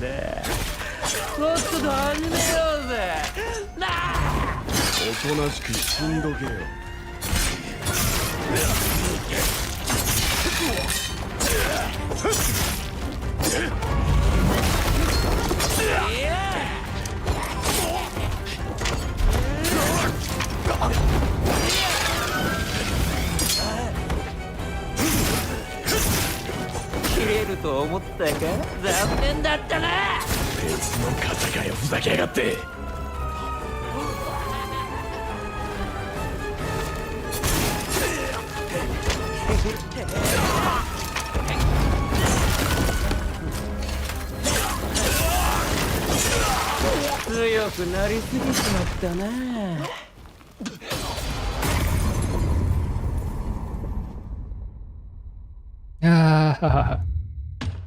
No, I want to do it in this difficulty pitch. 命日の続きでとっとと始めようぜ。なあ、おとなしく死んどけよ。なんだその情けねえ姿はよ。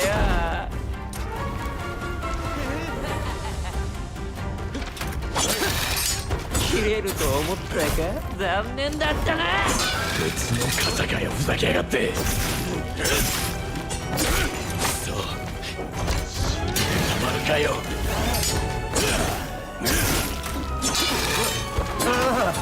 やるね。楽しいね。命の奪い合い。これほどの娯楽はねえ。その程度かよ。Use L to select a target area, then press X or Y. Well, I didn't know I need to select it, alright. You can target specific areas when hitting a boss with brick Isen. Parts are marked with symbols whose colors indicate their effects. Red indicates extra damage, while purple means plenty of souls. This is a demo, right? So it doesn't carry over, which means I want the guy dead ASAP. So red, extra damage. Chop his head off.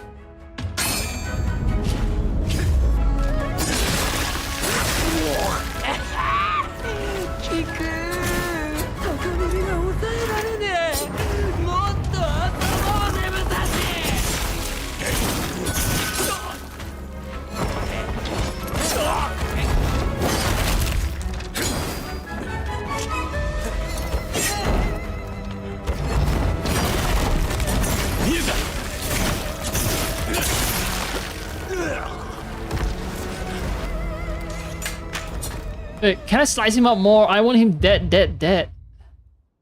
Oh, okay. Thank you for playing the demo all the way through to the end. You can save your demo completion data in a slot of your choosing. Alright.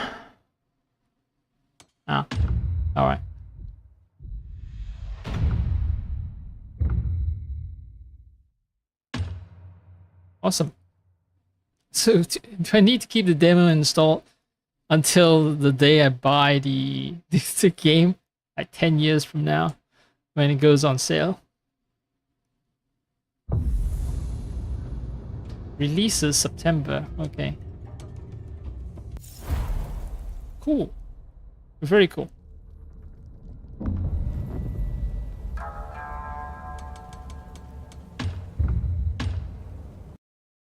So all the demos are actually kind of short and sweet. Gives you enough to experience the game and not overstay their welcome. I guess the exception is 1666 Amsterdam. That is indeed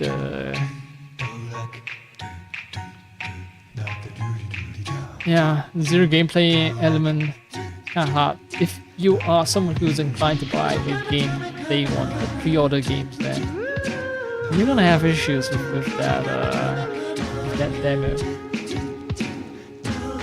But yeah, Onimusha, Way of the Sword.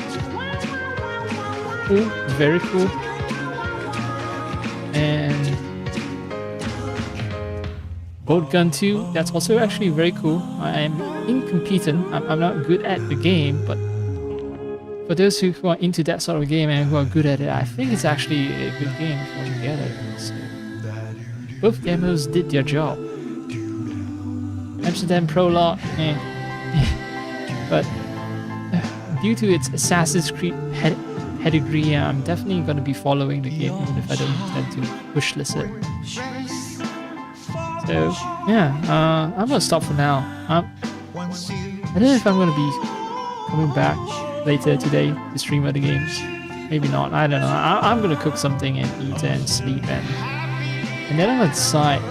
I probably won't come back. I'm going to be relaxing a lot tonight due to the fact that yeah, I actually spent a fair amount of time last couple of days just addressing a lot of you know, I had to complete an application that takes a very long time because there's a lot of back and forth between me and the person who is guiding me through the process.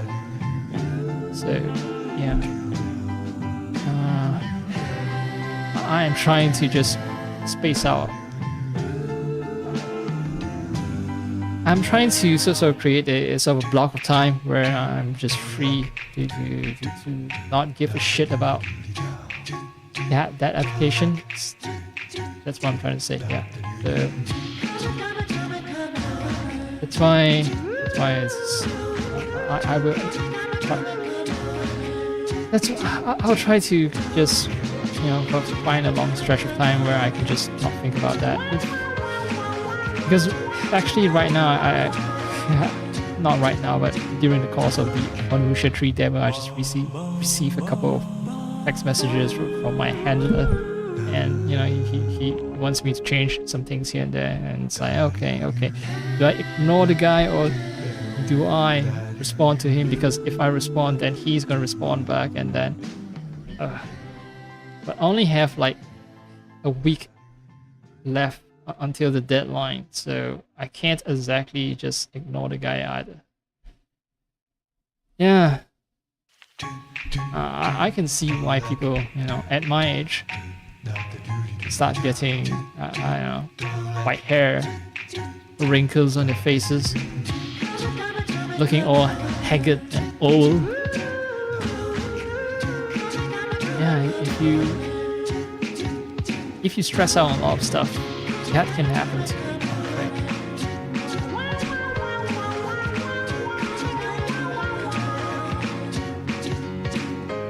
But yeah, that's enough from me today. For today, I'm gonna end the stream. I've yapped enough.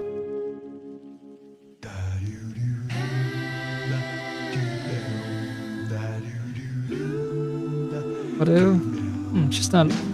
I turn on the stream's audio and I just notice that is the impression of that people have of me. Like I don't talk in complete sentences and I just stutter a lot.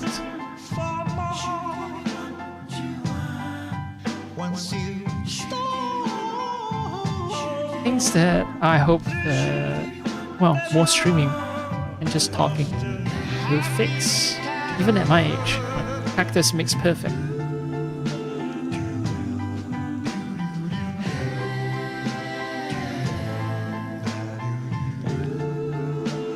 Anyway, goodbye.